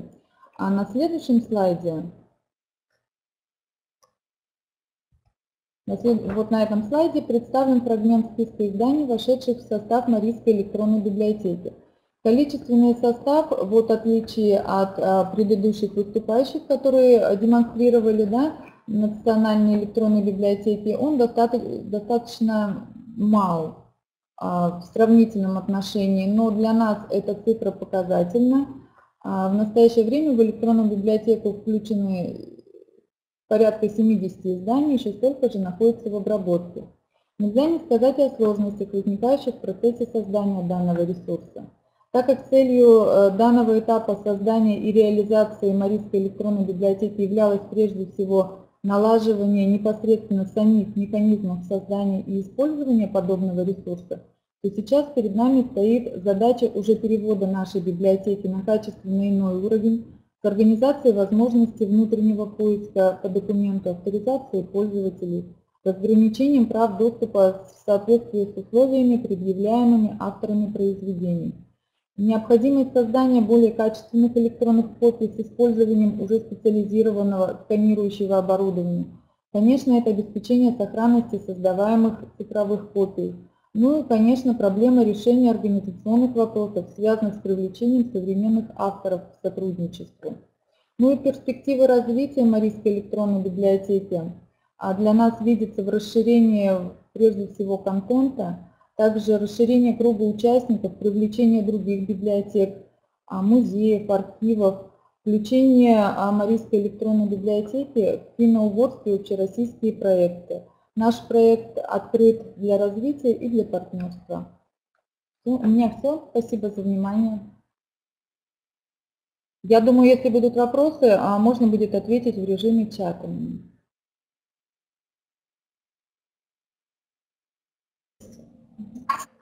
Спасибо, Елена Александровна. А сейчас мы предоставляем слово Алексею Георгиевичу Маратханову, ведущему программисту Петрозаводского государственного университета. Опыт карельский такой громкий, известный. Мы надеемся, что сейчас мы узнаем много интересного.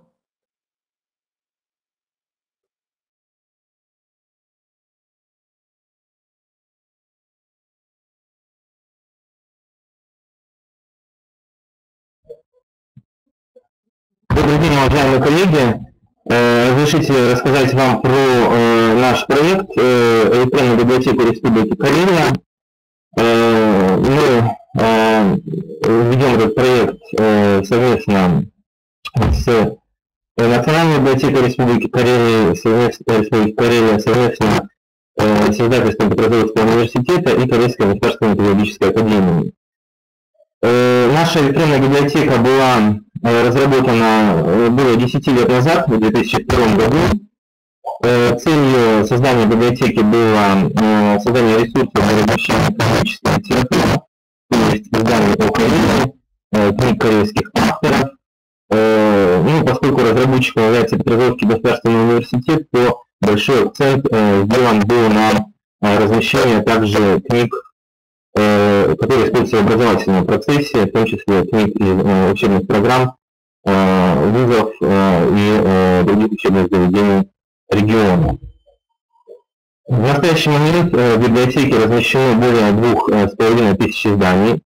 Все эти издания находятся в свободном, бесплатном доступе, то есть они доступны любому пользователю ресурса после предварительной регистрации. Издания размещаются различной тематики, это история, медицина. Отдельный раздел – это раздел редких книг, в котором размещаются старинные издания. Самое древнее издание, которое размещено у нас, это издание 1610 года. Кроме того, отдельное направление – это размещение книг на иностранных языках, русский, английский, финский, учитывая географическое расположение нашего региона, и специфически для Карелии – это корейский и узбекский языки. Ну, несколько слов про наши фонды. Сейчас представлю несколько изданий на слайде из раздела «Редкая книга». Это один из наиболее посещаемых и пользующихся популярностью разделов нашей библиотеки. Издание достаточно раритетное, позволяет библиотека работать с этим изданием исследователям, студентам. Соответственно, это является большим подспорьем в подготовке к экзаменам, подготовке научных работ, возможности из дома работать с этими фондами. Несколько лет назад мы создали раздел, посвященный Великой Отечественной войне. Там размещаются оцифрованные периодические издания, которые издавались во время Великой Отечественной войны на территории нашего региона. Также раздел пользуется спросом и у исследователей, и у тех, кто ищет, например, информацию о своих родственниках, участвующих в войне. Сейчас на слайде представлено издание раздела «Финно-Угрика», где размещаются издания на корейском, узбекском, финском языках. Стараемся размещать издания для различных возрастных групп. В частности, например, представлена сейчас на слайде «Сказка гадкий ученых» на корейском языке. Раздел формируется периодически, там немного изданий, но стараемся его дополнять. Также отдельный раздел – это раздел про историю Карелии и про корейский фольклор. Тоже достаточно много таких изданий. Если говорить про аудиторию, конечно, основные пользователи нашей библиотеки являются студенты, преподаватели, а также ученые, исследователи, краеведы, то есть те, кто использует ресурсы учебной, научной, профессиональной деятельности. Ну, есть также раздел и с художественной литературой. Он представлен, там не очень много изданий, но они тоже размещаются, издания советских авторов, в том числе современных советских авторов, они также пользуются спросом. Библиотека реализована силами Петербургского университета, то есть мы не использовали каких-то готовых решений для этого. Периодически программные компоненты библиотеки развиваются, в частности, акцент делается на улучшение и оптимизации навигационных механизмов, поисковых механизмов. Отдельно, конечно, большое внимание уделяется защите авторского права. В обязательном порядке заключается договор с каждым автором, который размещает издание в библиотеке.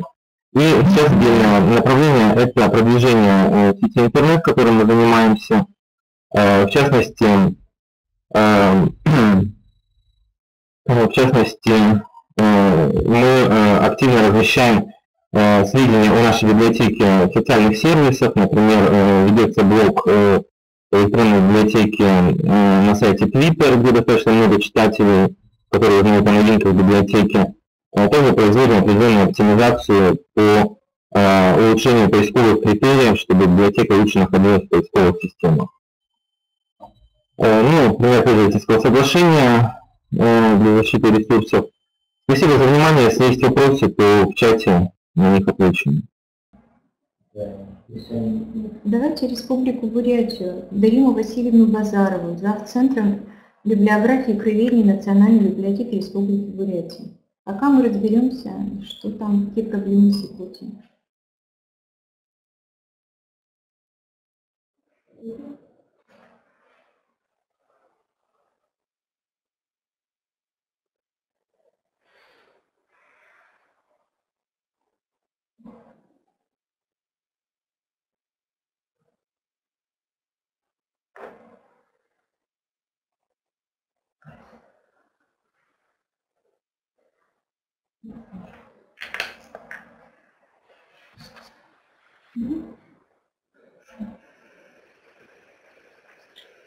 Да, да, вас слышно. Так, слышно, да?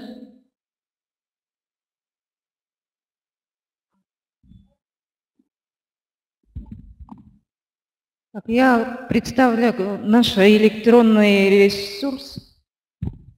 Сейчас, минутку.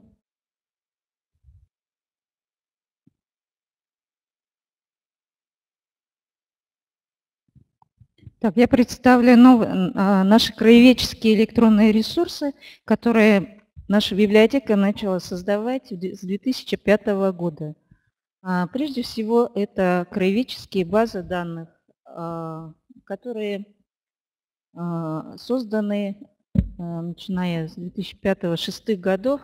Естественно, в те времена у нас не было ни методической основы, ни специалистов, поэтому программное обеспечение у нас было самым простым. Мы выбрали программную оболочку FrontPage, чтобы создать более-менее структурированные массивы информации.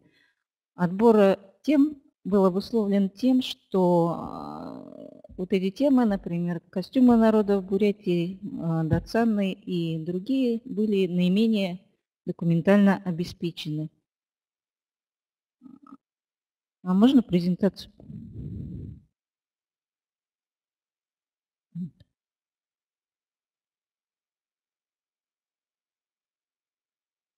Так, вот это вы видите на слайде наш электронный каталог. Мы работаем с 2001 года в системе IRBIS и веб-версия IRBIS. Вот это первые наши краеведческие электронные ресурсы, которые, как я уже сказала, созданы с использованием наиболее простого программного обеспечения. Все они представляют собой веб-страницы с гиперссылками на полные тексты, содержат справочную информацию, библиографию, электронные библиотеки и, по возможности, фотографии и другие видеоматериалы. Вот образец одной из страниц.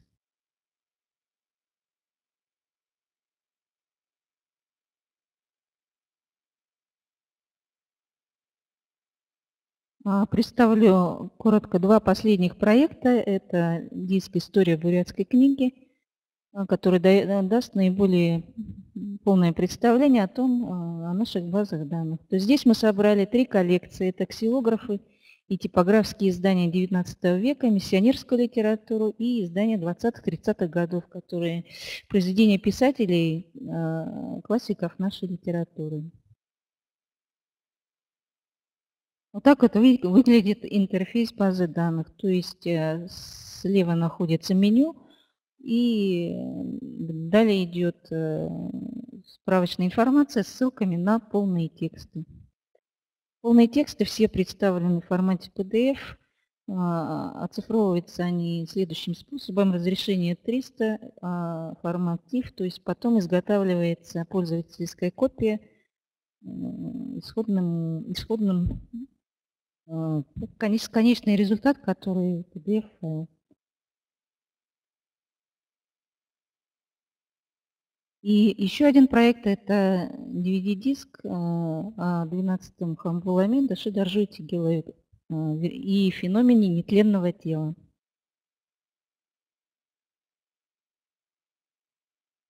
Этот диск представляет собой электронно-библиографический указатель, сопровождаемый полными текстами и справочной информацией.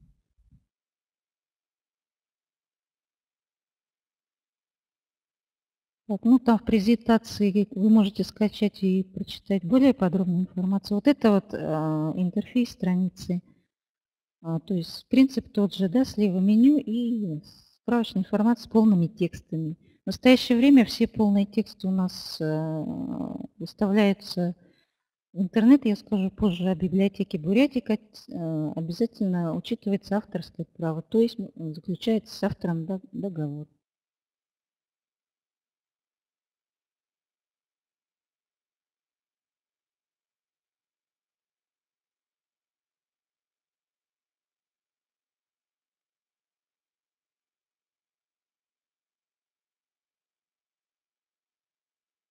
Так, ну, то есть здесь вы видите все полные тексты в формате PDF.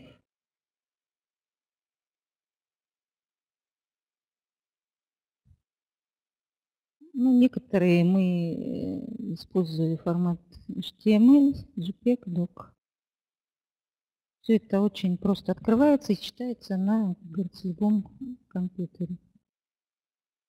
Наш электронный ресурс, который объединяет все предыдущие, то есть и тематические базы данных, и другие ресурсы, это электронная библиотека Бурятика. Она запущена в 2010 году, работает на программном обеспечении IRBIS, оболочка JIRBIS.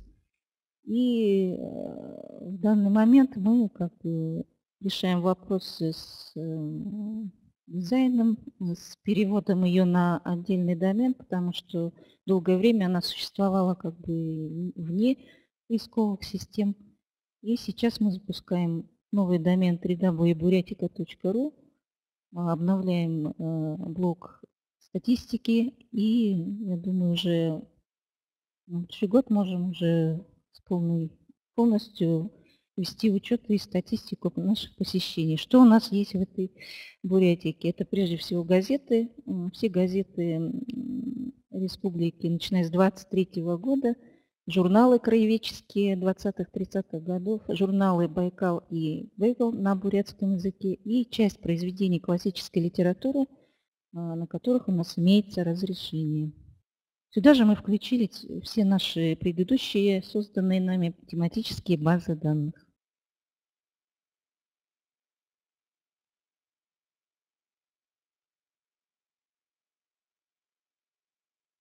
Так, ну и еще один наш краеведческий ресурс – это интернет-портал Байкал Лейк. В настоящее время мы его реконструируем до краеведческий этот портал будет с новым сервисом вопрос-ответ.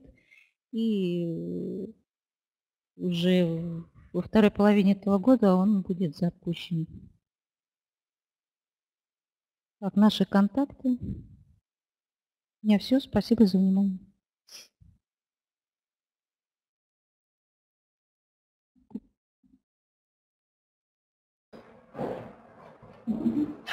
Пока вопросов нет, спасибо, Дарина Васильевна. Якутия у нас на связь не выходит, поэтому у нас остался еще один выступающий, а потом, если там все будет нормально, предоставим слово снова Анне Григорьевне. А сейчас Татьяна Павловна Леонтьевна, зав. Отделом электронной библиотеки Мурманской государственной областной универсальной научной библиотеки.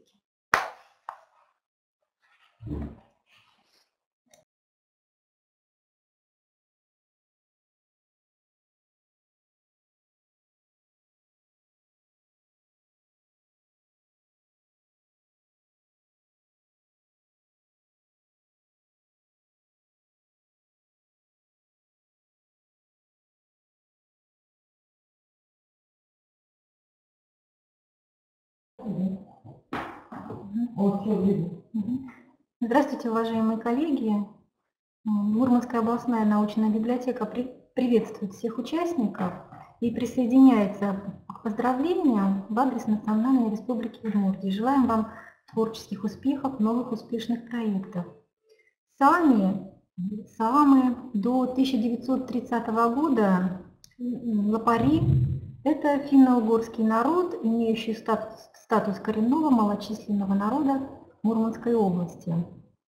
И в силу определенных исторических процессов саамы оказались разделены между 4 государствами – Россией, Швецией, Финляндией и Норвегией. И перед народом саами, как перед любым другим малым этносом, стоит проблема сохранения своей этнической идентичности, родного языка, знаний, традиций и так далее. Решить эту проблему помогают библиотеки. Мурманской государственной универсальной научной библиотеки с 1938 года, года основания библиотеки, собирают, сохранятся и каталогизируются саамские материалы. Сотрудниками библиотеки был подготовлен указатель «Саамская библиография», который сразу стал бестселлером в научных кругах лингвистов и саамской общности. Эта библиография впервые собрала воедино все издания о саамах, независимо, есть ли она в библиотеке или нет. При составлении самской библиографии использовались каталоги фонда библиотеки, опубликованные библиографические издания. Для выявления самских материалов наши специалисты работали с каталогами библиотеки Мурманского областного краеведческого музея, Архангельской областной научной библиотеки имени Добролюбова, Российской национальной библиотеки. Наша библиотека в 90-е годы 20 века принимала участие в реализации библиотечного проекта Баренцева Евроарктического региона. Он назывался «Единой базы данных. Общая самская библиография каталог Норвегии, Финляндии, Швеции и России». В рамках этого проекта в библиотеке был создан электронный краеведческий каталог, тоже с одноименным названием «Самская библиография». Он включает в себя библиографические записи на документы на русском и саамском языках, опубликованные на территории России и СССР с 1776 года. И, как я уже говорила, независимо, если указаны источники библиотеки или нет. Каталог постоянно пополняется, он доступен пользователям. И на 1 мая 2013 года объем каталога «Самская библиография» составил 1900 библиографических записей. В августе 2012 года стартовал новый международный библиотечный проект, цель которого – создание доступного через интернет общего самского банка данных Норвегии, Финляндии, Швеции и России. Презентация какая? И России. И наша библиотека поддержала идею создания объединенной северной самской библиографии. С 2010 года наша библиотека начала свою работу над формированием электронной краеведческой библиотеки «Мурманская область». На сайте нашей библиотеки размещены полнотекстовые электронные копии документов краеведческой тематики в виде электронных тематических коллекций, которые доступны удаленным пользователям. Сайт постоянно пополняется новинками. К базе данных полнотекстовая электронная краеведческая библиотека «Мурманская область», включающая библиографические записи со ссылками на полные тексты документов, доступ осуществляется через локальную сеть библиотеки. Вот список полнотекстовых коллекций, которые размещены на нашем сайте. Это колонизация Мурманского края, коллекция журналов 1920-х годов, электронная библиотека авторов Мурмана, самая популярная наша коллекция, самая востребованная «Сохраняя память о войне», коллекция исследования Мурмана и, конечно же, коллекция акустика Саама. Вот все коллекции доступны пользователям на сайте. Вот картинка с нашего сайта. Полнотекстовая коллекция литературы о саамском народе «Кульские саамы» представлена изданиями на русском и саамском языках. Саамский народ более 400 лет был объектом изучения многочисленных отечественных и зарубежных этнографических экспедиций, ученых, краеведов, путешественников. И результатами этих исследований стал значительный поток опубликованных документов, многие из которых выходили в свет единожды и не имеют переиздания. В электронную коллекцию включено более 30 книг известных путешественников, ученых, исследователей XIX – начала XX века. Вот тематическое наполнение коллекции: история, внешний облик, занятия и промыслы, грамотность, жилище, быт, обычаи, фольклор, сказки, демография, крещение, просветителей. Среди редких изданий, вошедших в коллекцию, первое фундаментальное исследование жизни кольских саамов, монография «Русские лопари» Харузина, работы писателей-этнографов Немировича Данченко, Максимова и многие другие издания.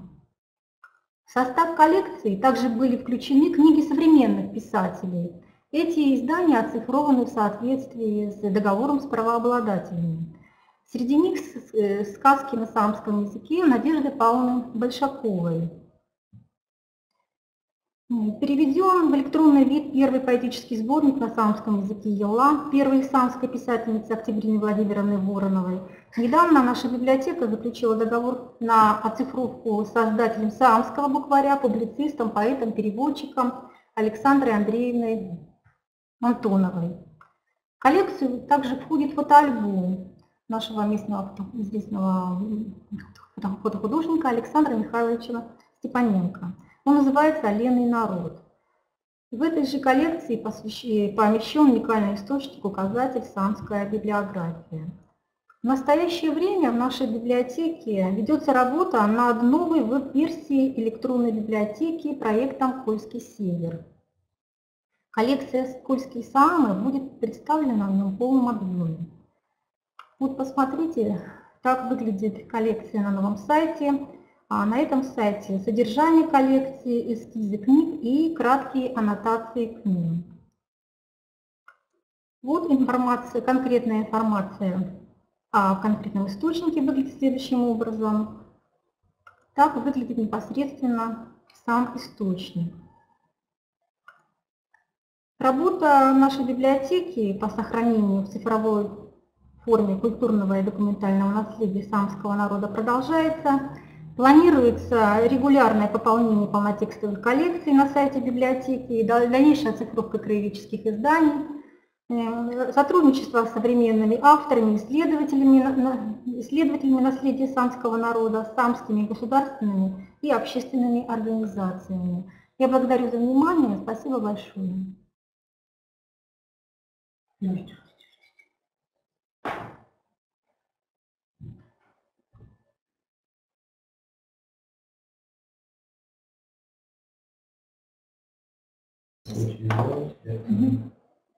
Спасибо, Татьяна Павловна. У нас Якутия на связи, говорят, что они готовы сделать свое сообщение. Оно у нас последнее, потому что Ленинградская область по техническим причинам, Ленинградская областная библиотека у нас участвовать не будет. Поэтому дубль 2.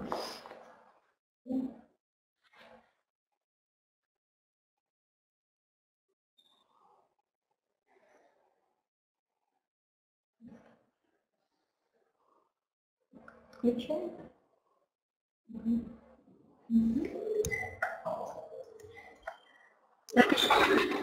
Так, еще раз добрый день. Извиняемся за доставленные нами неудобства. Сейчас меня нормально слышно? Да, слышу. Меня нормально слышно.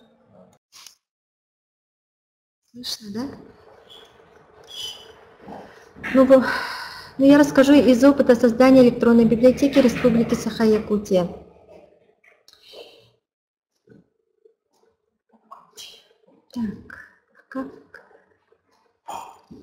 Началом деятельности Национальной библиотеки Республики Саха-Якутия по созданию электронной библиотеки стало формирование отдельных тематических коллекций.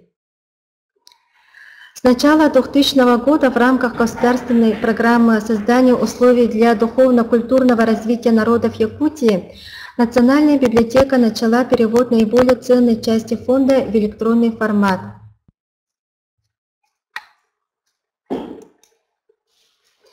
На протяжении с 2000 по 2009 год был значительно расширен объем оцифрованного контента. Это около 3000 единиц хранения. Формирование новой структуры библиотеки, отдела формирования электронной библиотеки, дал толчок новому этапу развития в электронной библиотеке Республики Саха-Якутия. В 2010 году была реализована электронная библиотека на базе технических решений с использованием открытых программных продуктов нового поколения. Была разработана силами программистов отдела формирования электронной библиотеки. Вот на этом слайде вы видите главную страницу электронной библиотеки Республики Саха-Якутия.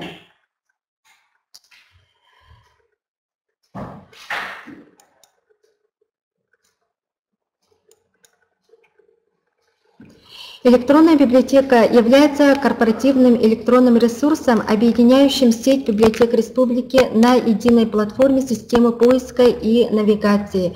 В настоящее время в электронной библиотеке пользователям доступны электронные коллекции, которые включают около 6800 цифровых копий. Это значит, во-первых, Национально-краеведческий фонд. Коллекция содержит документы по различным отраслям знаний, от археологии до проблем мерзлых грунтов, художественной литературы и климатологии. Фонд состоит из книг, вышедших как на территории республики, так и за ее пределами. Следующая коллекция – это совсем новая коллекция. Мы ее начали вот создавать буквально на днях. Региональный центр доступа к президентской библиотеке имени Бориса Николаевича Ельцина. Коллекция включает документы, представляющие научную и культурную ценность, раскрывающие различные этапы развития республики. Дальше коллекция «Книжные памятники». Здесь представлена особо ценная часть книжных памятников федерального и регионального значения. Это уникальное документальное собрание, имеющее особо общественно значимую научную историко-культурную ценность. Коллекция авторефераты – это результат совместной работы, который позволил объединить информационные ресурсы библиотек вузов и Национальной библиотеки. Здесь представлены авторефераты диссертаций, подготовленные учеными республики, а также по содержанию относящиеся к ней. Тематические коллекции – это небольшие тематические коллекции по определенным темам, которые собирают сотрудники библиотеки. Периодические издания. Здесь в основном представлены периодические печати Якутии, начиная с 1887 года. Книга Кан. Коллекция представляет собрание электронных документов на языках малочисленных народов. Уникальность этого проекта состоит в том, что коллекция представляет документы на 5 языках народов Севера, Сибири и Дальнего Востока. И последняя наша коллекция – это универсальное собрание. Собрание наиболее часто спрашиваемых книг по различным отраслям знаний, в основном учебного и научного характера. В целях активизации, наполнения и продвижения электронной библиотеки, отработки технологий взаимодействия с авторами материалов создан Координационный совет по формированию электронной библиотеки. Решение о размещении ресурсов ведения электронных коллекций принимается на заседании Совета. На первой странице сайта организована система интегрированного поиска. Каждый незарегистрированный пользователь имеет возможность осуществлять поиск, а также просматривать описание и полнотекстовый ресурс, представленных в электронной библиотеке, только в локальном доступе, а также пользователям предоставляется возможность расширенного поиска, который дает возможность определить до 10 полей параметров поиска.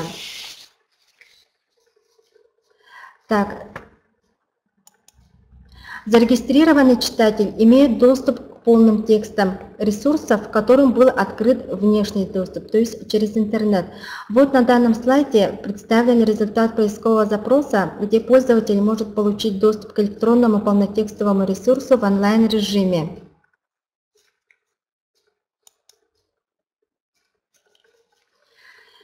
На этом слайде вы видите веб-интерфейс просмотра текста документа. Внедрен возможностью масштабирования страниц, возможность поворота страниц, а также просмотром превью страниц документа.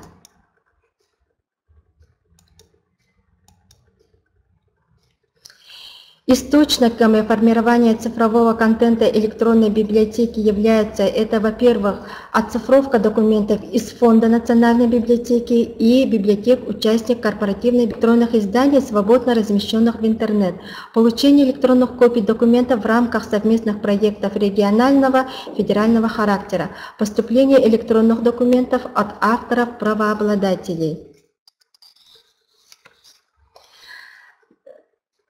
Участок сканирования Национальной библиотеки Республики Саха-Якутия оборудован инновационным книжным сканером ATIS Book Drive Pro, который сканирует книги формата А2+.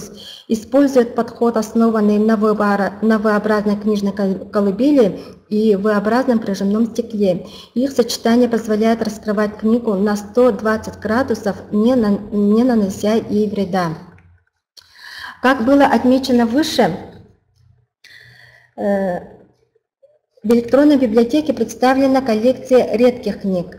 Как правило, эти уникальные издания являются ветхими, и для их оцифровки применяется только фотографирование. В целях сохранения состояния поступившего на оцифровку источника, что стало возможным с приобретением книжного сканера, также Optima V. Очень важным процессом при формировании любой электронной библиотеки является процесс оцифровки. Процесс оцифровки мы делим на 5 этапов. Первое – это определение индивидуальных параметров сканирования для каждого объекта. Здесь проводится предварительный осмотр печатного издания или его фрагмента с целью установления степени готовности документа к процессу сканирования. Определяется оборудование, на котором будет проведено сканирование. И на оборудовании или специализированном программном обеспечении сканера устанавливается режимы сканирования, яркость, контрастность и другие параметры. Способ обработки скан-копий включает, это значит, корректировка яркости, выравнивание текста, обрезка, очищение от дефектов, выравнивание размеров графических образов, упорядочивание скан-копий. Вот на этом слайде вы видите фрагменты оцифрованного документа и результаты постобработки графического образа. Так, следующий этап – это соединение образов каждого документа в пакеты и конвертация в разные форматы. Так как у нас контент электронной библиотеки является двухуровневым, мы его делим на 2 части. Это значит первая часть – пользовательский фонд, и вторая часть – это архивный фонд. Пользовательский фонд в основном предназначен для обслуживания пользователей как в локальном, так и в удаленном режимах. Размещается на сервере библиотеки. В этой части ресурсы предоставляются в PDF и JPEG форматах. Следующая часть – это страховая часть. Создается в целях обеспечения сохранности электронных документов в условиях длительного хранения и возмещения утраченных или поврежденных ресурсов. Здесь документы предоставляются, хранятся в TIFF формате.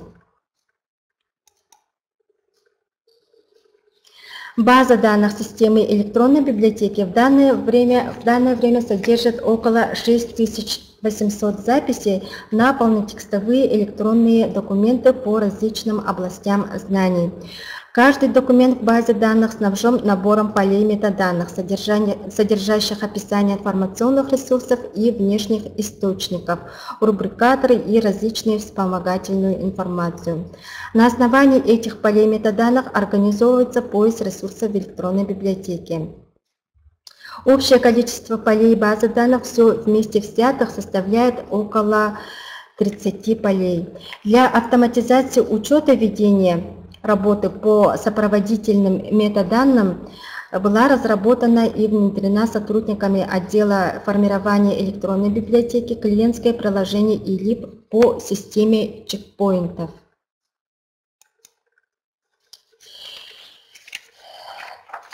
Из статистических показателей электронной библиотеки Республики Саха-Якутия. Здесь вы видите количество полных текстов в период с 2010 по 2012 год. Большой скачок составил на 2011 год за счет введения коллекции авторефератов.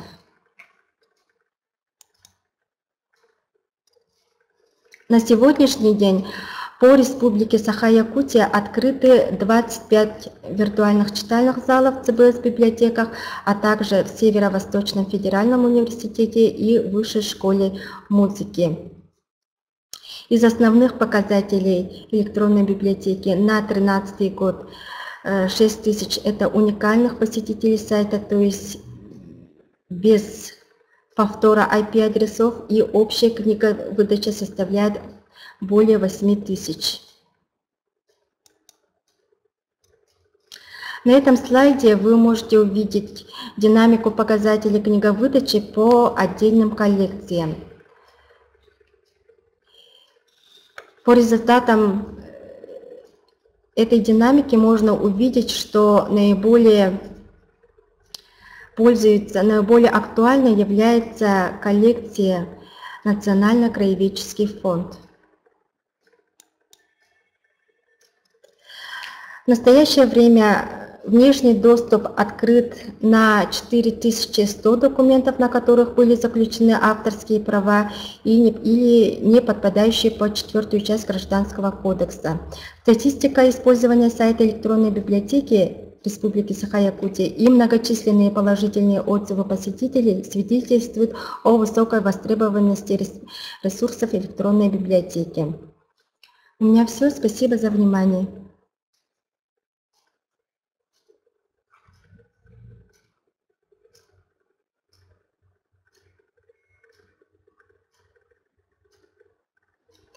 Так, здесь...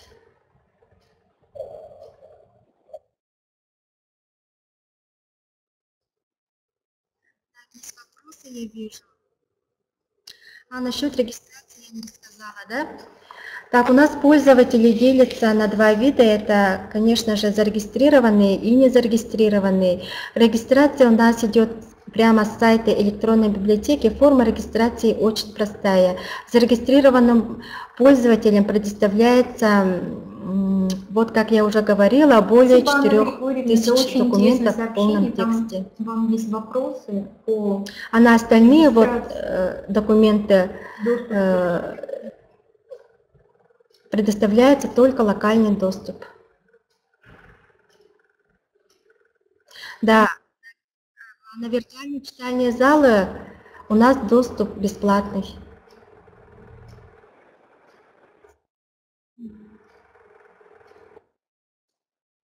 Все, да? Или еще есть вопрос?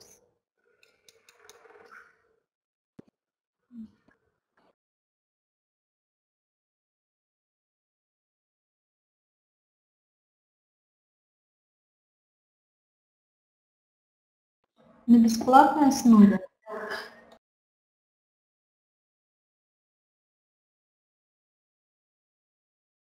Спасибо. Ну, да, больше нет вопросов. Спасибо. Ну, мы с вами, коллеги, программу всю исчерпали, ответили на все вопросы, которые задавали. Слушая региональный опыт, еще раз убедились, насколько у всех разные подходы, хотя вот как раз о чем мы говорили, а приоритеты, они вполне конкретно определены. Это фонды национальных краеведческих ресурсов, то, что касается регионов. То есть, конечно, мы не дублируем деятельность наших коллег из центральных библиотек. Каждый оцифровывает то, что является уникальным для их фондов и коллекций. Но по поводу единых подходов, наверное, какие-нибудь предложения будут, хотя достаточно сложно на настоящий момент о них, наверное, говорить. У всех разные программы обеспечения, у всех разные принципы формирования библиотек, даже как бы требования к материалам немножечко разные. Но то, что все пытаются привлекать другие библиотеки, другие организации, вот эта тенденция времени, она прослеживается.